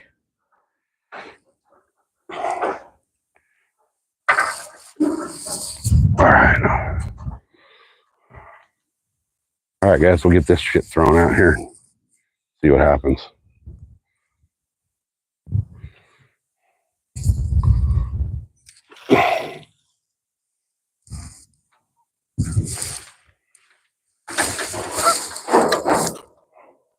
I'm just gonna let that shit sit. I'm just gonna move back where I can lean up on the rail. I can't believe I lost that fucking jig from Crappie Man. That was a nice spinnerbait.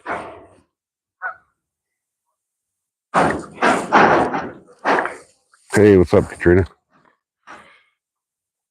All right, where's my battery power at?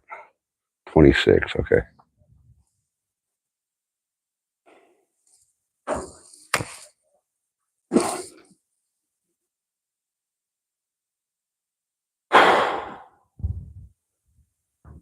As long as I don't get into those little baby cats again, I'll be all right.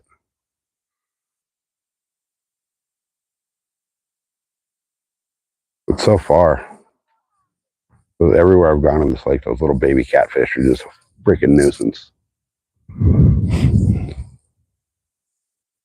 I got, what, 6 of those? And the one little carp. The little carp was decent. He was like 2 pounds. But I didn't expect to catch that.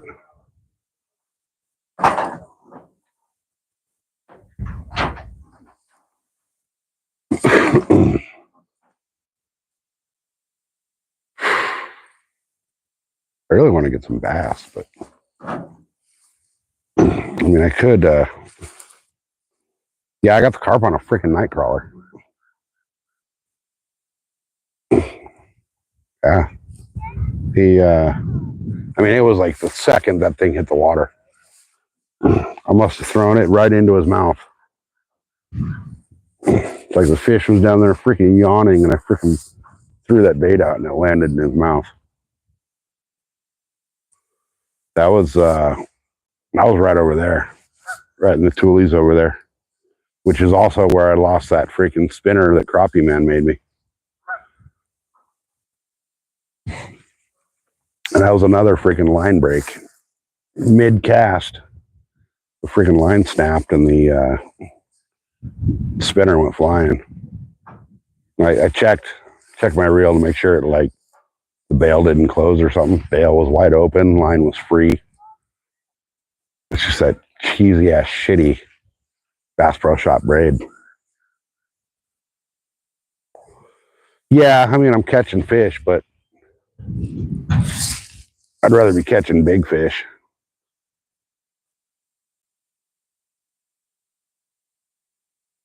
I almost just said fuck it this morning and went to the other lake, took the boat out, but it's so freaking hot out there that, you know, it's almost not even worth it.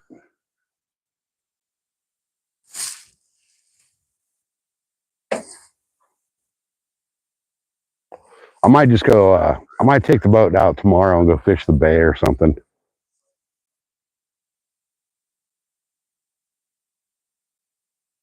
Yeah, it's everywhere. Like, everywhere is just dead lately. But it's at the dead of summer, August fishing, you know. You got to grind it out. October, November is going to be pretty damn good. Once they start stocking trout again at the other lake, I'm gonna be throwing big ass swim baits out there. I'll probably actually troll some of them through the lake.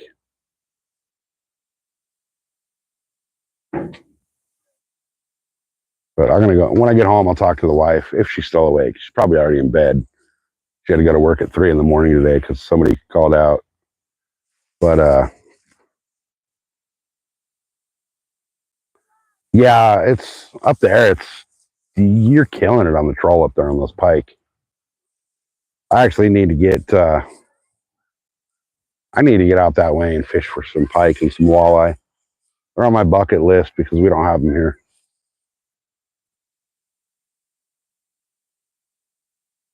But I think next weekend, um, she has a class she has to teach on Friday, like a 4-hour class she's teaching on Friday.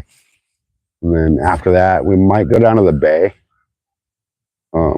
But if we don't, we're going to go somewhere Saturday because she's itching to get out and fish too. So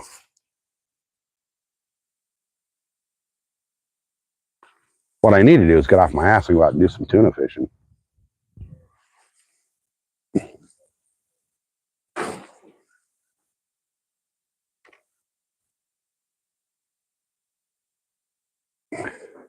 Yeah, you've been having a tough time with those walleye. But as hard as you've been grinding it to get one of those, when you do, it's going to be a hell of a walleye. But see, I'm kind of jealous. You get that boat launch like 10 minutes from your house that you can go launch and fish the river. Closest boat launch to me is the other lake, and that's still a 30 to 40-minute drive. So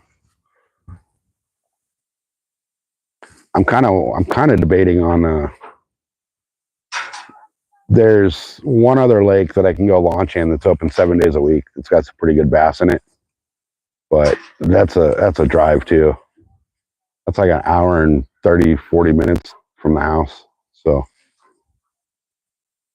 and it's all, I hit rush hour traffic and all that shit going down there. The other lake, the one you normally see me fishing, there's no traffic. Hey, Fat Cat, what's going on, man? How you doing?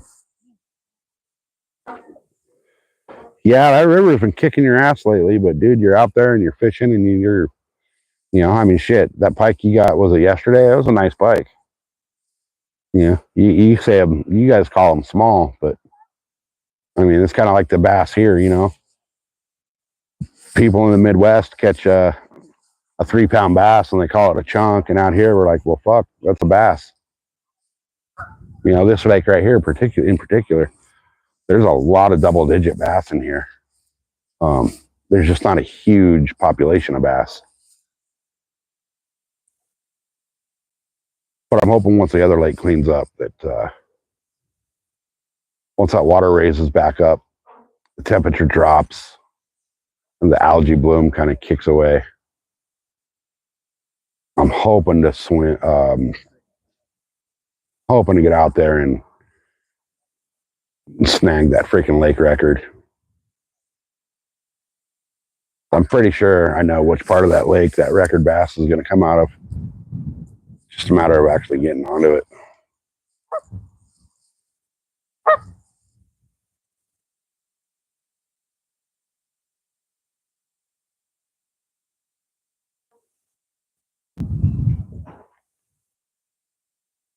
Triple-digit cat would be nice.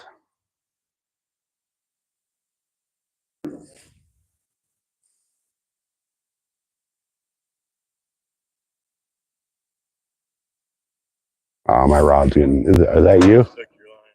All right. It's all good. I got braids, so you're not going to break it. But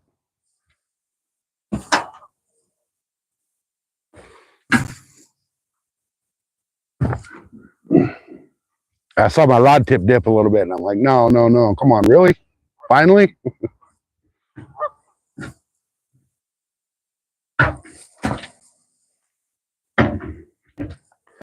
Dude, a 73-pound blue would be fucking great. I'd love catching that.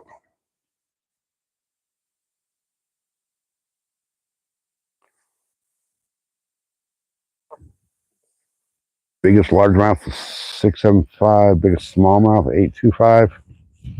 That's a big smallmouth, dude. I didn't know smallmouth actually got that big. Yeah, right? I'm gonna go travel fishing, man. I wish they could just bring the fucking lakes to me.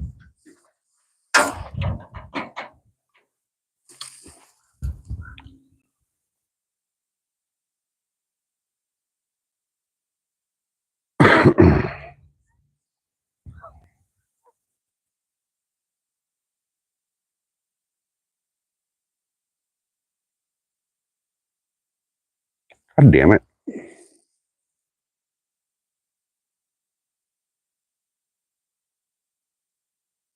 Tempted to switch over to a crankbait.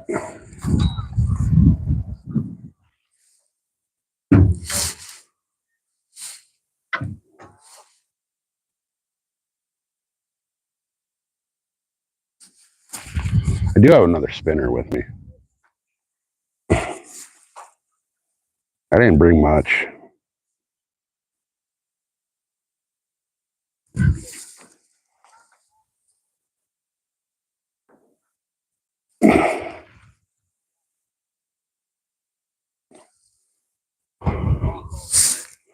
It sucks like going from, the boat to the bank, because I leave like all the shit's in the boat, and I get out here and I'm like, oh, I should have brought that, or I should have brought this. And then, when I do get ready to come out, I freaking grab stuff out of the boat and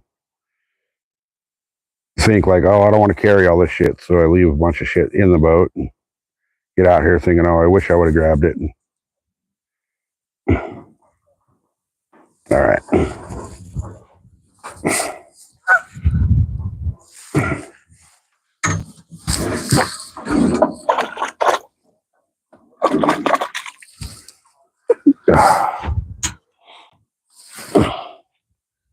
I really just need to get off my ass and go fish tuna.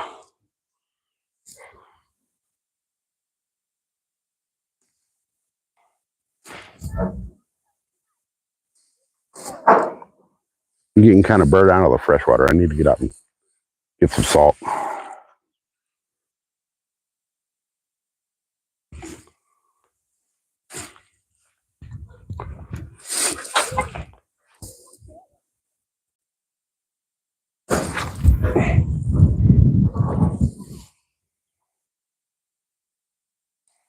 All right.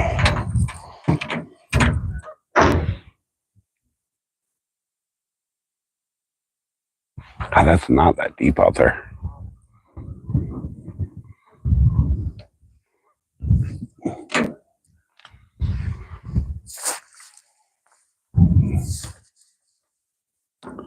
I'm half tempted to, hey, what's up, Jighead? I'm half tempted to just say, fuck it, tomorrow and take the boat out to the kelp beds. It'll be sketchy as shit on that boat, but I know it'll make it, but if the wind picks up or anything, I'll have waves crashing over the bow on that, because the thing sits so low.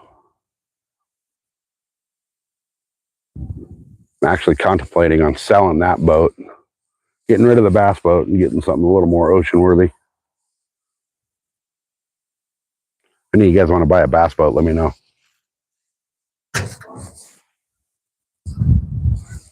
Hey, what up, Leafy? We got, 6 cat and a carp. I gave up on the bass. I lost too much shit.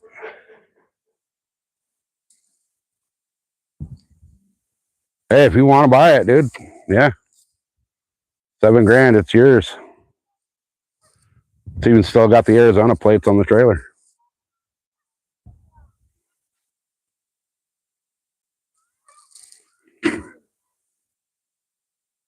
Yeah, fuck. $7,000. It's yours. I'll take that 100K boat giveaway. No, fuck that.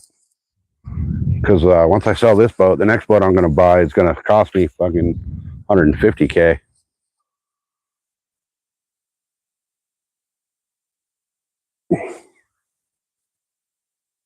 Maybe if I hit the lotto, I'll do 100K fucking giveaway for a boat. But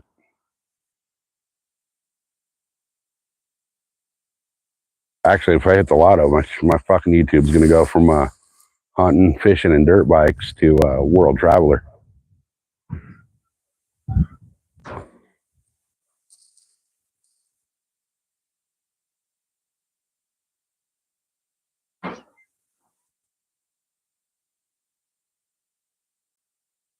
Both of them not running. What motors you got on them?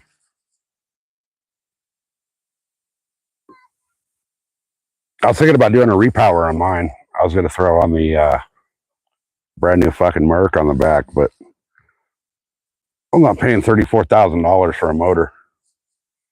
And then the install price. But I have to redo the transom mounts and all that shit. So, and then all new wiring and everything all through the boat. Cost me 50 grand by the time I'm done to repower the boat. And go buy a freaking tuna boat for that. Something I can go chase tuna with.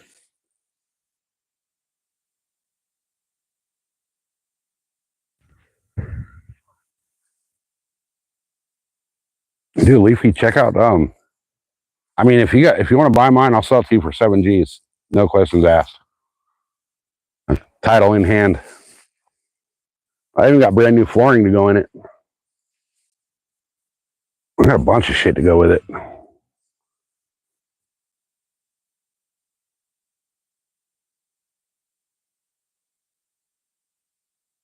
Right. That's the one thing about my boat is my trolling motor took a shit.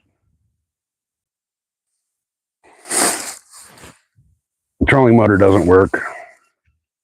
The trolling motor doesn't work. And I keep fucking losing anchors. I lost another one yesterday or the day before. I lost that big ass one I had.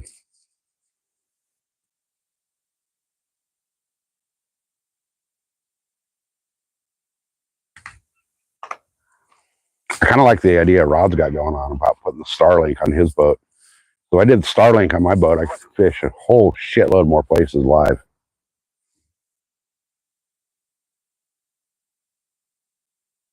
I might actually look into that.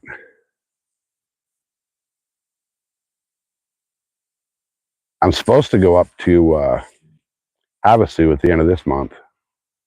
Go fish up there with a couple of my buddies that live out there, but until I can kick the old people out of the house, I'm not comfortable leaving for a week to go fish up there.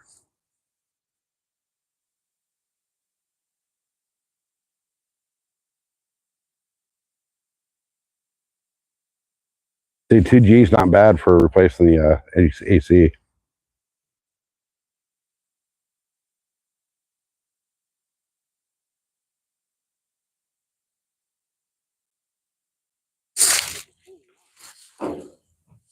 Dude, look into the motorcycle battery or hardwiring it in.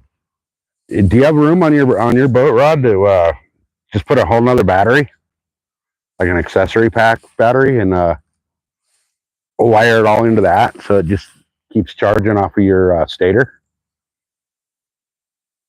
Because when I was reading, that thing pulls like 45 watts.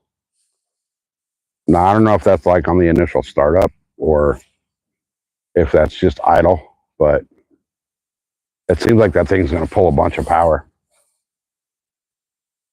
I have room in my boat to put like 4 more batteries in there. Not wired yet. Can you? Well, fuck. There you go. Just throw for the Starlink. You just run the wiring straight to that. Run an inline fuse or something, and then go that route.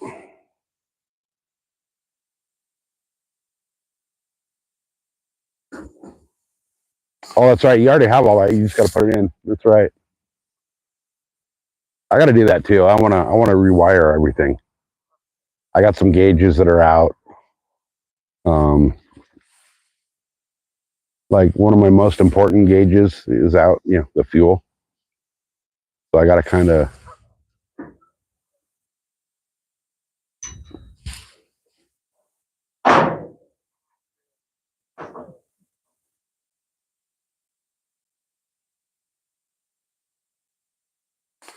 The dude over here just hooked up on something, but he lost it right at the dock. Yeah, my battery, my fuel gauge is out on my boat, and my speedometer. But I'm either cruising like trolling speed or fucking hauling ass going to the next spot. So I don't really care about the speedo on there. I mean, I got the speedometer and the GPS on the fish finder and all that, but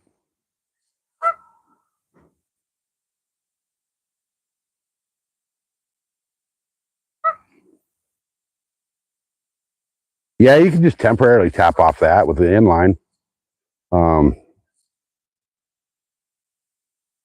Yeah, and then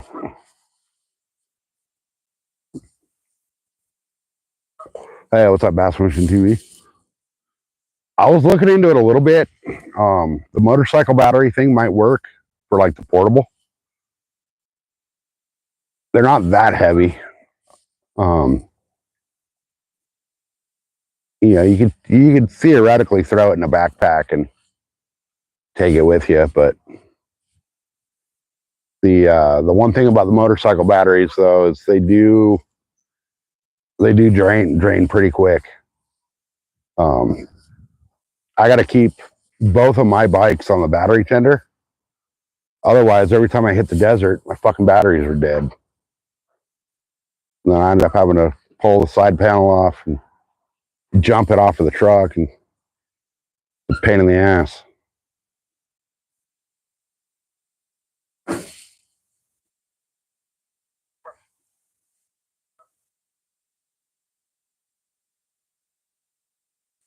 So, tips on hooking up the central AC.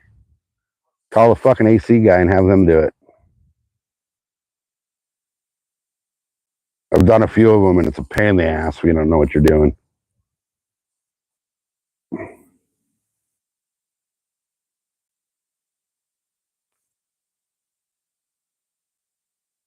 Now, depending on the size of the house, just do a mini split.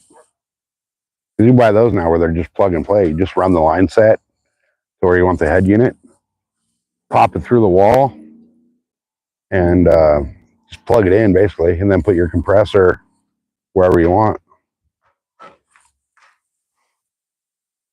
But I'm done with all that shit, man. I retired. I'm not fucking with any of that stuff anymore.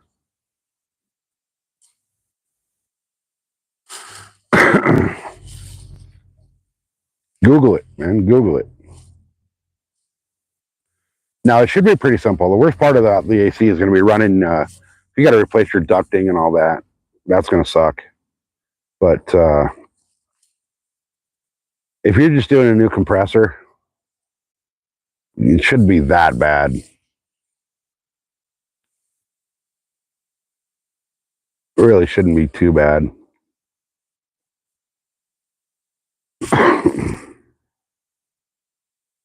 I've done a few of them, and as long as everything on the outside can be replaced pretty simply, if everything inside the house is in good shape.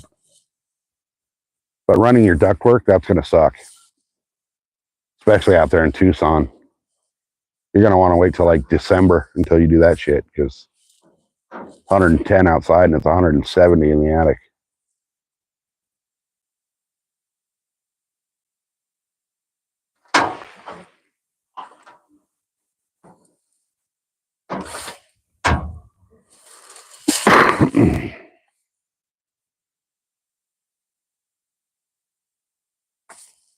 There goes a low battery warning.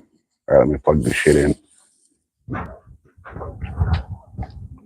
What I need to do is need to email Terry again.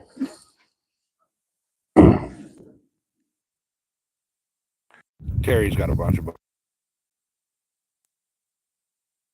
and he was working with them all before he moved to Texas. So he was going to try to get me hooked up on a charter out here, which I might just say fuck it and jump on an open party trip.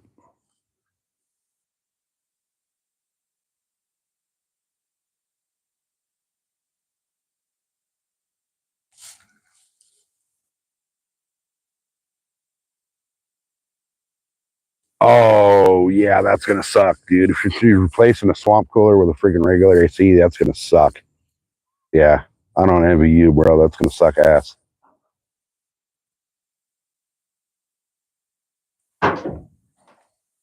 Well, that's what I did out at my place. I replaced the swamp cooler with the mini splits, and it worked out fine.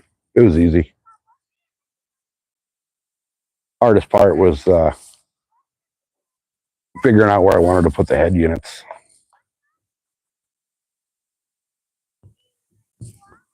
And now I got everything installed. My fucking mother-in-law keeps changing it and dicking around with it, so I got it set so where I come home when it's nice and cool. And instead of like closing her door she'll just go turn the thing to like 75, and I come home and the house is fucking sweltering.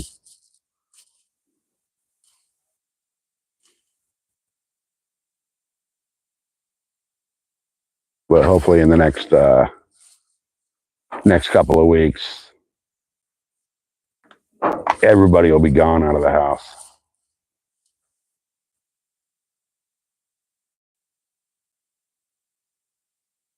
And then if that's the case, I can take that other bedroom and set my fucking grow back up and get back on that. I'm sitting on so many seeds right now that I want to grow.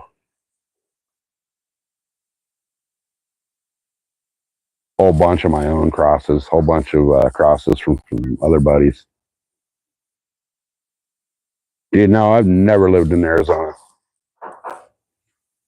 Never. If I was going to live in Arizona, I'd be up like Williams or somewhere up by there.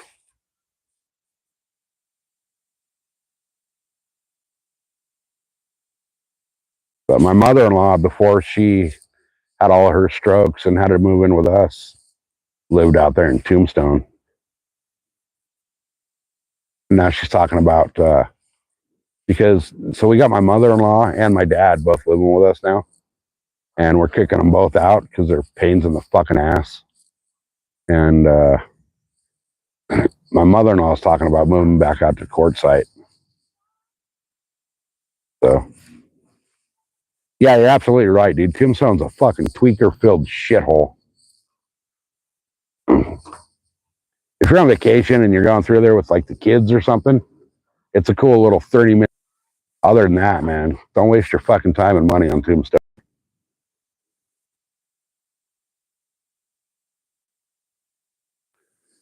Yeah, see, I want to be, or even like right now, like for me to go to a grocery store is an hour drive. So I was looking at property up there in Williams. Problem is there's no water. Everything's on freaking tanks up there. So you got to have water trucked in. So, I mean, which I'm fine with that, but it's a pain in the ass, you know? But Williams would be cool. If I was going to move to Arizona, it'd be up somewhere up in the Williams area. But we're looking at when we get out of here,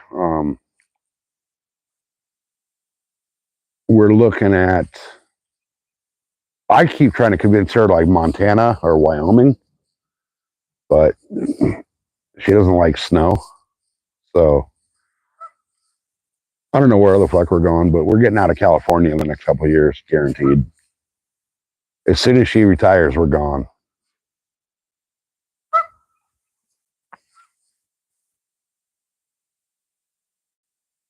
Yeah, the cistern's a pain in the fucking ass to deal with up there. Problem, see, that's another thing too, is like Flagstaff gets like fucking 8 feet of snow a year too. So southern Arizona is a fucking swamp ass fucking shithole. And then northern Arizona freezes balls during the winter. Which I'm fine with the snow. I'd be fucking happy in like Montana or Wyoming. You know, somewhere I could shoot a fucking elk off my back porch in my underwear. I'd be happy with that. But she doesn't want to deal with the snow.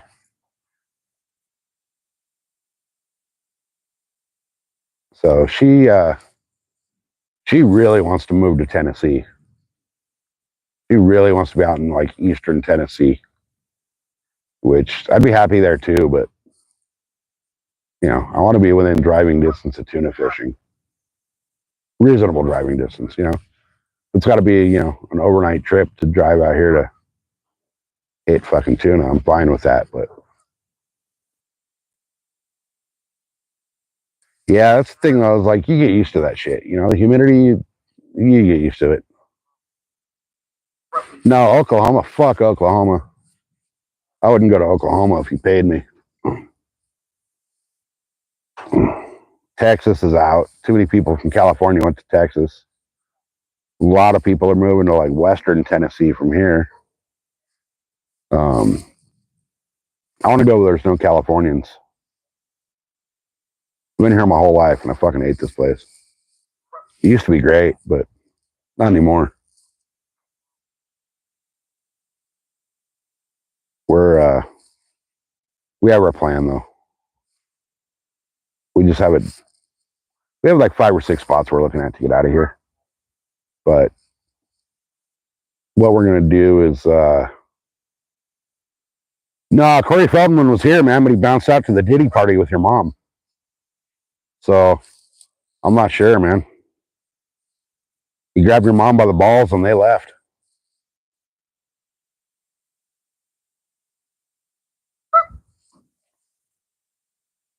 But yeah, we're looking at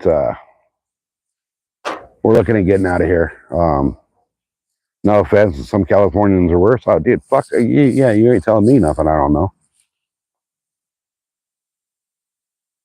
You don't, yeah, this place is fucking ass. Like, we were in Havasu in April, and we went up to Havasu for 420. And my wife was tripping out because, like, everywhere we went, people are just fucking nice.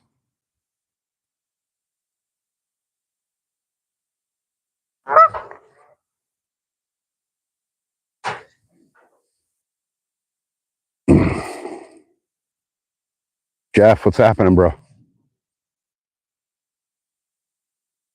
Yeah, Josh, I know Corey Feldman. He blows me on a regular basis, dude.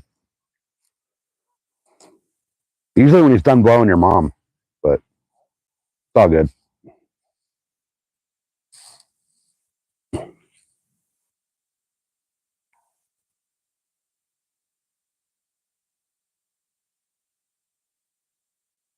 New Mexico? There's a couple spots in New Mexico that would be kind of cool, but I don't know. There's some good elk out there. Great elk hunting out there in some areas. But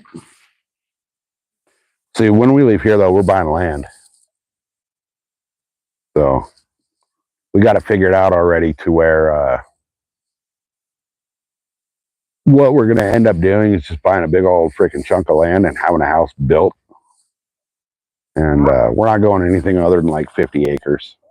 That'll be the smallest plot we'll buy is a 50-acre plot. But she's on this thing now where, and I'm totally cool with it. Totally agree with it. She wants to buy a house or land with lakefront access. So I'm cool with that. If I could park the boat in the front yard, on a dock, I'd be perfectly happy with that. Get a boat lift so that I can get it up and out of the water for maintenance and all that. I'd be really happy with that. Shoot deer and elk in the backyard and fish out of the front yard. I'll be cool with that.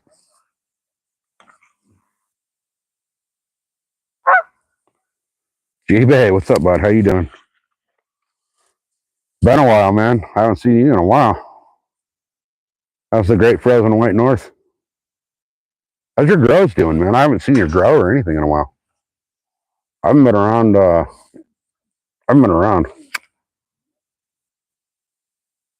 Like, I'm either out fishing lately or I'm freaking dealing with the old people at the house. Like, last time I was fishing here, I came home and they damn near blew my fucking house up. Like, how do you drain 45 gallons of propane into the house and not realize it? Like, I could smell that shit from the driveway, and both of them are telling me they didn't even notice it, and they're in the freaking house. I'm actually surprised it didn't kill my dogs. I think if I would have locked the dog door that day, put the little slider thing in the dog door, I think it actually would have killed the dogs.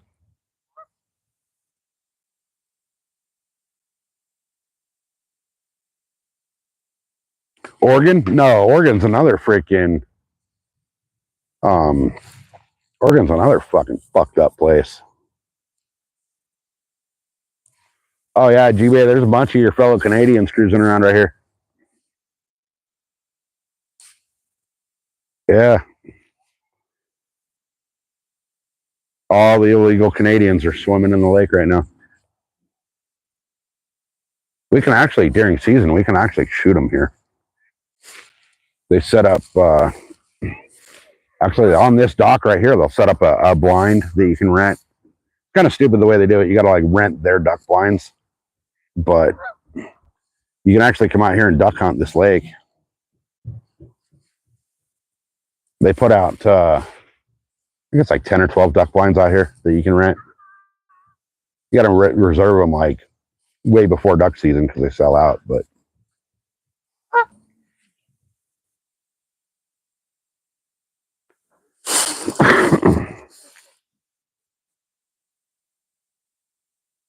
I ain't catching shit over here. Hey, Smoke and Grow, what's happening, brother? Good to see you.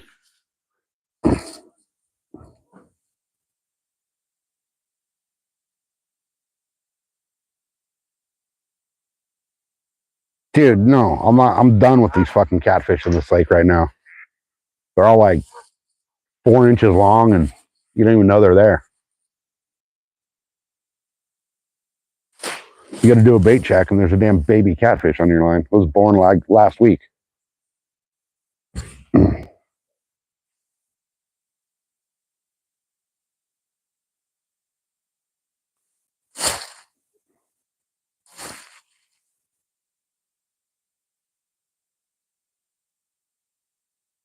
I need to actually pop into the freaking Discord and hang out for a while. I haven't been over there in a while. Hey, you guys, let me ask you guys this: G-Bay and Smoke and Grow. I've noticed the Eagle hasn't been around a lot lately. I know he's like back to doing the 9 to 5 thing, but I'm an Angel. I haven't seen her in quite a while. And I heard him mention that he's living alone now. So, anybody know what happened there? I know he's had a run of shit luck lately, so I don't want to like straight up bring it up if it's a fucked up subject for him. But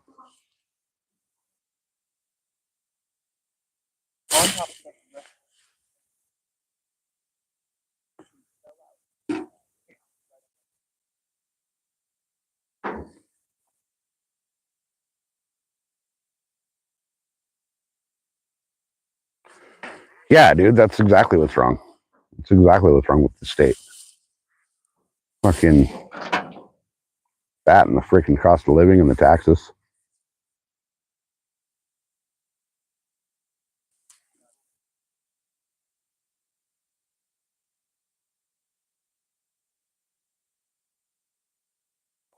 I mean, I got lucky. I got a smoking deal on my house. And I got shit 5,000 acres of BLM land out my back gate. So I actually need to go fix the back rim on my 450. I'll probably do that tomorrow. I'll probably go swap that back rim over on my 450 because last time I went right down the backyard, I destroyed my back rim. So I got a brand new back rim sitting there still in the box. Haven't even opened it. But it's been too damn hot in the desert to really worry about it. And then the DRZ, like I can't even get to the DRZ right now to ride that. It's buried in the garage under like 400 fucking pounds of shit. It'd probably take me 2.5, 3 hours to actually move everything out of the way to get to the DRZ to get it out of the garage.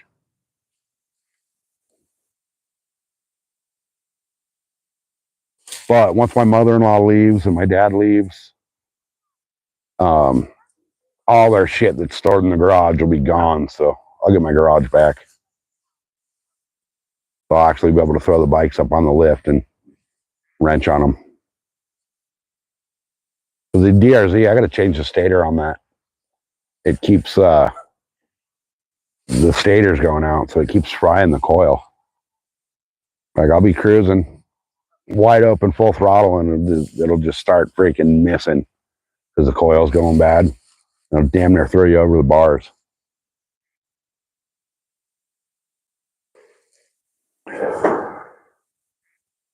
Into a brick house, a 3x3 bed. See, I used to do all that. I used to do all that shit. Plumbing was the main gig, but like the whole fucking remodel, everything from ripping out the drywall to freaking changing your framing and putting it all back to brand new. But plumbing is where the money's at, man. You make fucking bank plumbing if you know what you're doing.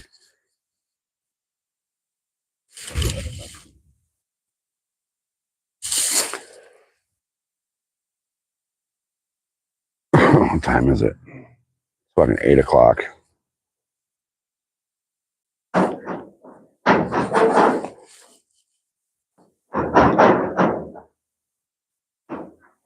Nice.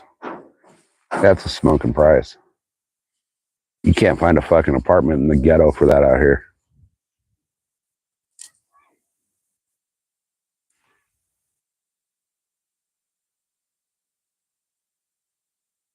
Man, this sucks. The lakes have just died the last few weeks.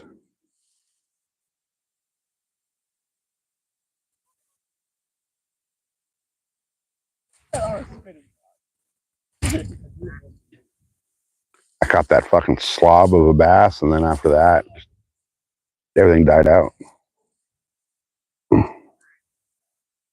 I mean, I've got a few nice 4s and 6s lately, but I'm hunting the double digits. I kind of gave up on bass here today.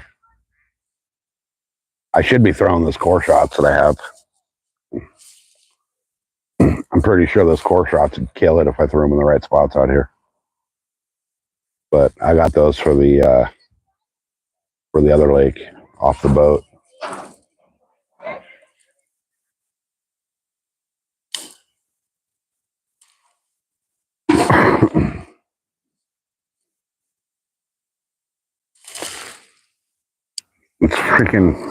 It's 8 o'clock. It's going to take me till like, if I were to pack up and leave right now, I wouldn't be home till like 9:15.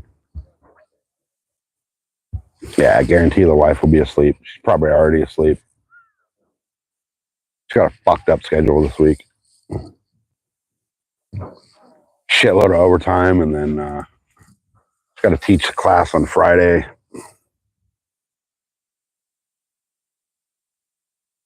Last week, she put in like 70-something hours.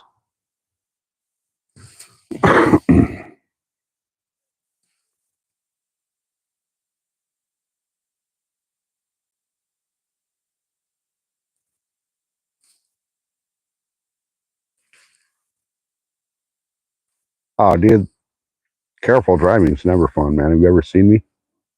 You ever gone on a fucking live drive with me, dude? It's scary as shit. Actually, my wife won't even fucking let me drive when we're going somewhere. And then out in the desert, if I'm behind the wheel in the desert, she won't even get in the fucking truck.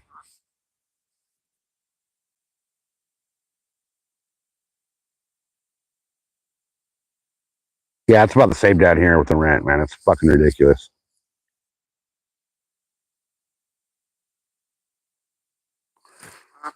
So my mortgage right now is like $500 less a month than I was paying for rent.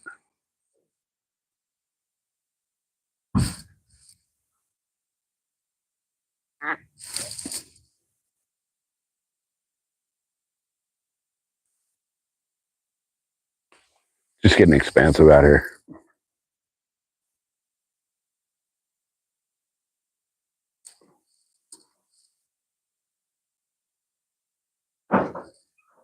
That's funny. We were supposed to. I was gonna buy a new truck. I was like ready to pull the trigger on a new truck, and then all that bullshit with the Jeep happened. So we had to buy her a new car.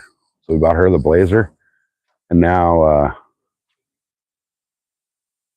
she's like, "Oh, once we pay the Blazer off, we'll buy your truck." I'm like, "Well, fuck. We're gonna pay off the Jeep and then buy the truck, and then the fucking Jeep took a shit. It was in the shop for like 4 months.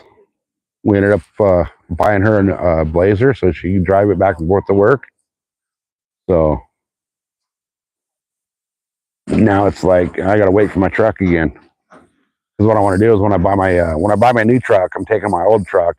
That's going in the garage, getting completely stripped down to the frame and built back up, full cage, full freaking suspension, everything.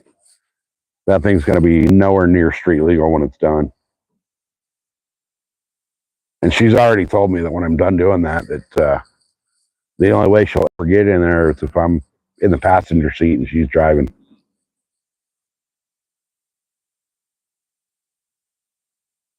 But she like, I taught her how to drive off road, and now she's fucking Mario Andretti out there.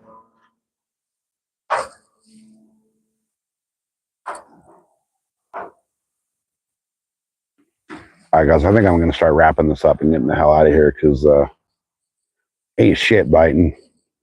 I got a long drive home, and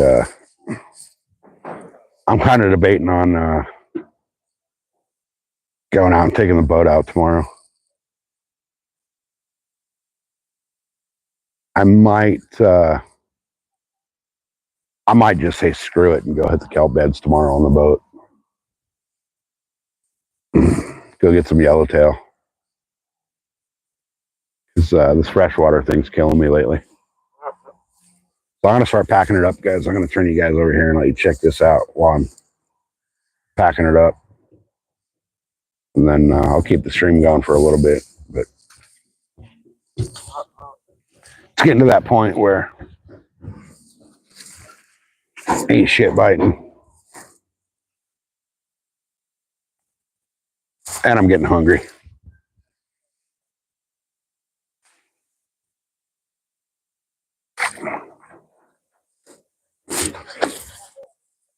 I didn't even eat breakfast before I left the house, so.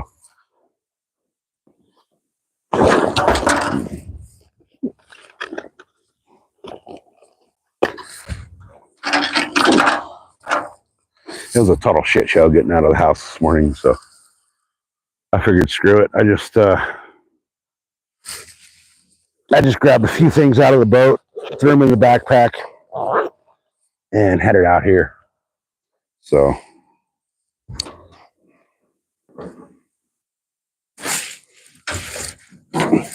what I'll do is I'll just throw the backpack back in the boat.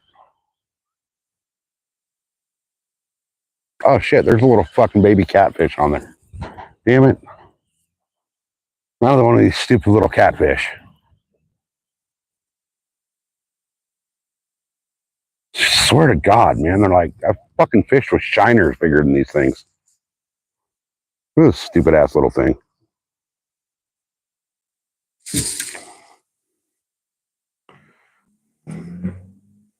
Oh, and he straight choked it, so I'm just gonna cut him. You guys want a shiner for live bait? So if there's one on this, there's probably one on the other one too. Hey, check it out, guys. Lake record right here. Yeah, bro. Want live bait? Go throw that up there in the toolies.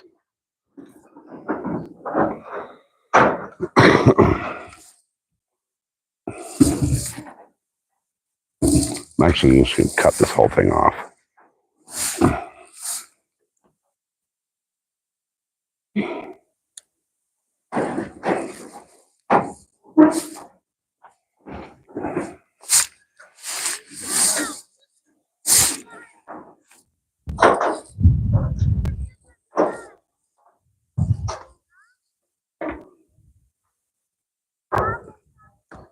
Right on, Jeff. Have a good one, man.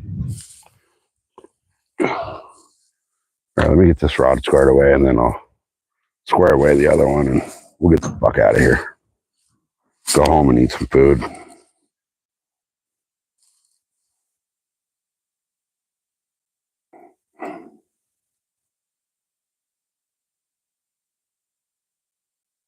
I know the wife's already in bed because, you know. Dude, Michael, you've come in here a bunch of times with some stupid shit, bro. I'm not going to kick you out yet because I'm feeling generous, but getting close.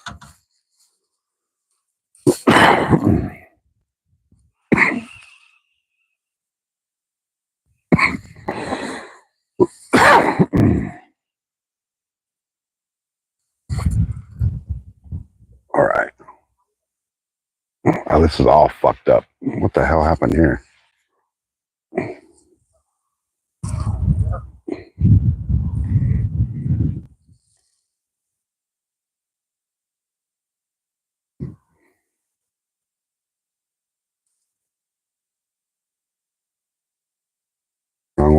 Hey, is anybody know Cindy and Travis are fishing tonight? I thought she said she was. I thought she said she was on vacation, but I'm not sure.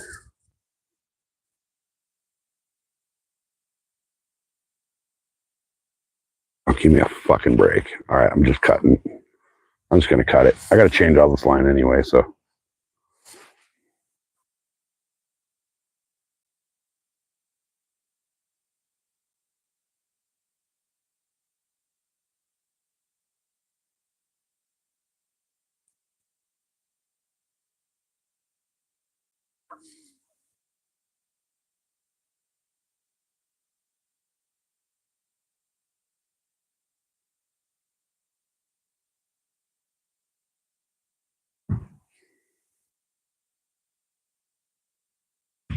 All right.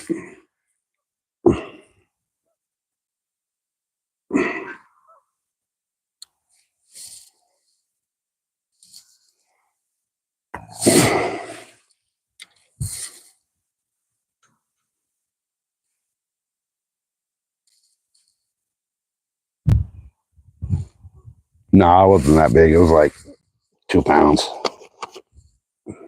I wasn't even trying to catch carp. It just ended up. I caught one.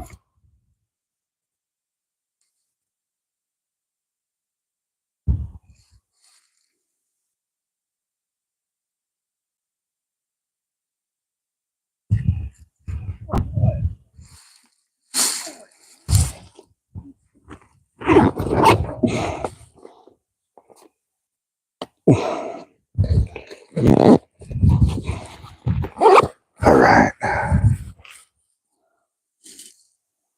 I usually don't cut my shit off. I just usually leave it in the boat, but I have so many fucking issues with this braid that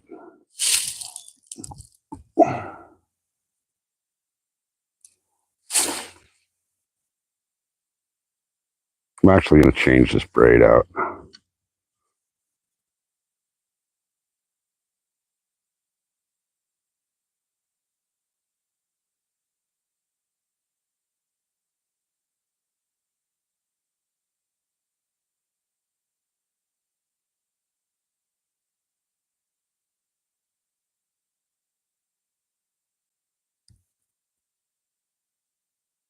Kind of thinking, guys, tomorrow I might take the boat down, grab a couple scoops of bait from the bait barge, and hit the freaking kelp beds.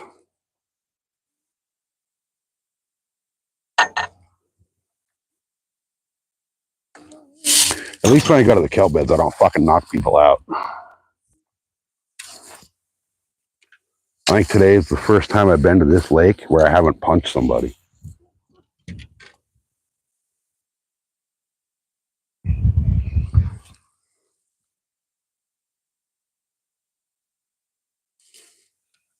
I don't know my battery at. Can I take it off the thing? Yeah.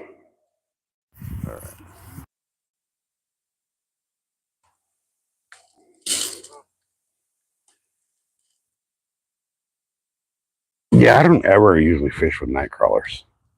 So if I'm going to fish anything live, it's going to be freaking sardines and anchovies out in the kelp or offshore.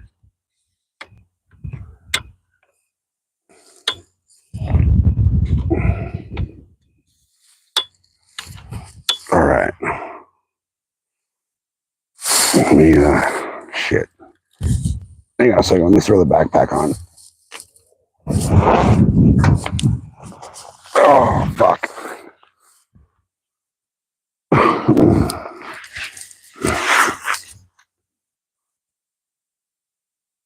All right.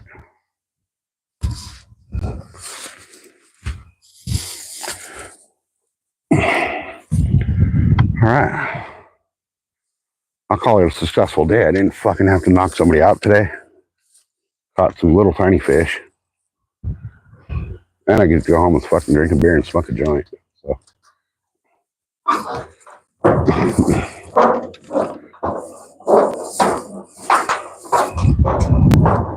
Yeah, I don't know. I don't know if I want to get the if I want to work on the race bike tomorrow or if I want to go fish the kelp. Desert season's coming up, so I might go work on the race bike.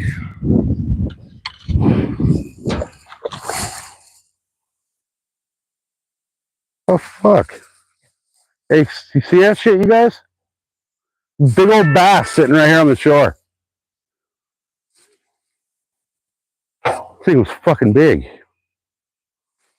I was casting the wrong way. They're all sitting shallow again.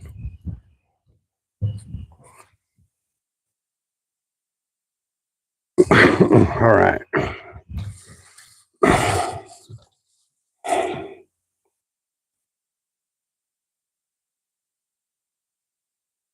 Yeah, it's been a long day.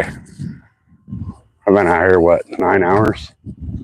I mean, I caught 7 catfish and a carp. So, fuck it, I'll take the stairs. I'm not going to go walking up the hill.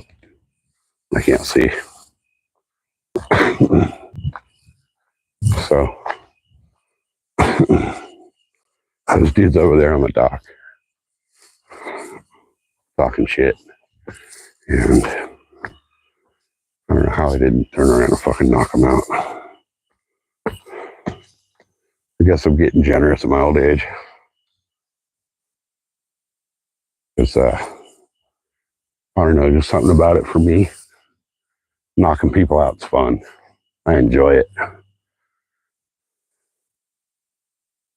And I'm good at it. So, I mean, if you guys were here watching when me and Mrs. SoCal were out here fishing that point, those 4 guys started piping up, and I was going to go take all 4 of them out.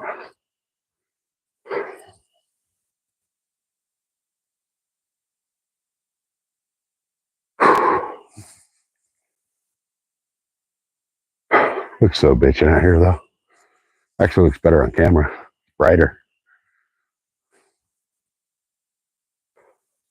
How's it going, man? Lucky day. I got, what I get? I got 6 catfish There you go. and a carp. All fishing for bass. Yeah, you too, man. All right. All right. So, yeah, those dudes over there at the fucking dock, we're starting to talk shit. And they almost fucking learned the fucking hard way that I'm not the one. Whoops. Hit the green screen. How'd I do that? Hold on. Let me, wait. Nope, not that one. Hold on, guys. I hit the green screen. I forgot how to get it out of there. Is it green screen? That one. Oh, okay. I see. No green screen. But now, how do I turn the freaking flashlight on? Let's see. Hold on, guys. Hold on a second.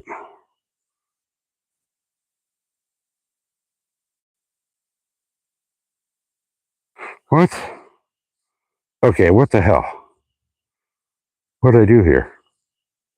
Did I hit that? No. Oh, there it is. Okay. I was trying to put stuff in the Jeep and I hit buttons on accident and ended up hitting all the wrong things. So, all right, let's get the fuck out of here. I was going to stay and fish longer, actually, to be honest. I was going to stay until the wardens came and kicked me out, but I know that if I didn't leave when I did, that those 3 dumb sons of bitches on the dock that were down there were going to end up in the water. So I figured the best thing to do was just call it and start heading home. They were, here, I'm going to unplug the micro. All right, can you guys still hear me? Hey, Real Deal, how you doing, bud? Good to see you in. Welcome. Thanks for joining. You guys, if you guys are into some badass fishing and you're not subscribed to Real Deal, go check him out, man. He does charters, and they fish some badass spots out there on the Florida coast.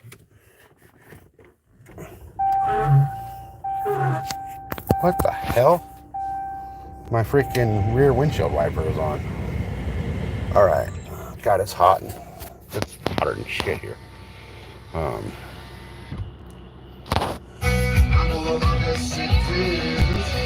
Whoop. There's a copyright. Dang it. Turn on this car and freaking Judas Priest comes on and I'm going to copyright me. So, all right, guys. I'm going to lose service here once I leave the parking lot. So, I'm going to end this stream and go home and keep myself from going to jail tonight and not knocking out 3 freaking mouthy little bitches on the dock. Let's see. Oh, Katrina, thanks for subbing up. Yeah, we pretty much, if you like rod streams, you like mine. We're pretty similar in in content. And he's fishing, pike and walleye, where I'm fishing bass and catfish. But I do a lot of saltwater fishing as well.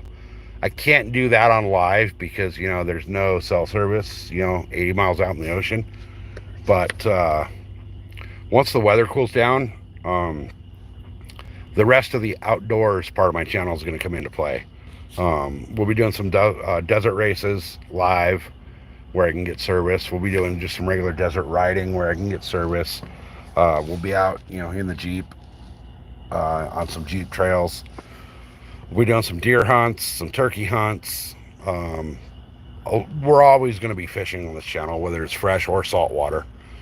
But once the weather calms down out here, I mean, it's still, right now, it's 86 degrees outside, and it's 8:15 at night. So once the weather calms down, and it's actually, decent enough to where we can get out and do stuff during the day without damn near killing yourself with heat stroke, we're going to be out here. I'll be hiking around this lake, just doing some regular hiking out here. I hunt deer back on the back side of the lake over there. We'll be hunting turkey. We'll be doing a lot of fishing. So just hang out, enjoy the content. If you go through some of my older content, it'll kind of give you an idea of what's going on the channel, and what's coming up for the fall. So we got some cool stuff planned and coming up. So, and then at 1,500, we're going to do a rod and reel giveaway at the 1,500 subscriber mark. So, and if you're lucky, once in a while, if things go my way, you'll actually once in a while get to see me freaking knock somebody out on live YouTube. You almost got to see it tonight. Those 3 dudes over there on the dock were talking a whole bunch of shit, thinking I couldn't hear them, but I could hear every word they were saying. So they're somehow, some way still dry and not swimming. I don't know why. I don't know what kept me from freaking going straight SoCal on them and putting them in the lake by their balls. But kind of proud of myself that I didn't punch 3 dudes and throw them in the lake tonight. So anyway, guys, on that note, I thank you guys for watching. I appreciate it. If you guys haven't hit that subscribe button, it's up to you if you want to or not. If you like the content, you can. If you don't, you don't have to. But when you do subscribe to somebody's page, whether it's mine or want to see my rod, or Real Deal, or anybody else that's been in here, as well as any other YouTube lives that you guys watch, help them out as well, and go to the people that you subscribe to and actually check out the other content on their pages. their shorts and their long form videos and all that. Like and comment on those as well, because that really helps the people out here grinding away on YouTube trying to bring you guys some content. So hopefully you guys will like and subscribe. Hopefully you guys will watch more of the content on the other parts of the channels. Like I said, not just mine, but anybody you guys subscribe to, watch their content, because you guys are all the reasons that we do it. You guys are the reasons we all put out content. So anyway, guys, on that note, thanks again to the 5 of you that are left here. We only hit the 44 thumbs up. We didn't hit the 50 mark today. It's been a weird couple of days for the stream, so we'll be back at it. I gotta make a decision. It's gonna be a game time decision when my alarm clock goes off in the morning, whether I'm gonna stay home and do a bunch of stuff around the house, or whether I'm gonna hop in the truck and drag the boat out somewhere. So if I decide to drag the boat out somewhere, I'll give you guys a notification before I head out, so that I'll put something up on the community post, so that you guys know to look out for it. Oh, I know you're a subscriber. You guys, if you like the content that I'm putting out, please do me a favor and go check out Want to See My Rods page as well. He's got some awesome content. Great dude, great channel. He's actually in process of hooking up Starlink on his boat. He fishes out of central Montana, and even if you're not into fishing, just the scenery alone on his channel is phenomenal. So go check out Want to See My Rods content. Once he gets the Starlink hooked up on the boat, you guys are going to be amazed at some of the places he's going to be able to fish and show everybody. So anyway, guys, on that note, I'm out of here. It's 8:20. I got about an hour and a half drive home. I'm cold, or I'm not cold. I'm hot. I've been in the heat all day. I'm hungry. I haven't had breakfast yet. I ran out of water about 3 o'clock, and I'm a little tired. So I would keep the live stream going, but I know for a fact that right when I get around the corner here out of the parking lot, I'm going to lose service. So we'll see you guys on the next one. Like I said, if I decide to take the boat out tomorrow, I'll give you guys a fair warning before I leave, so you can keep an eye out for the live. But guys, we'll see you tomorrow. I'm gonna go rock out some what's on the radio station now. Sex Pistols are coming up next, so I'm gonna rock that out, rolling through the mountains. And we'll see you guys probably tomorrow. Peace, guys.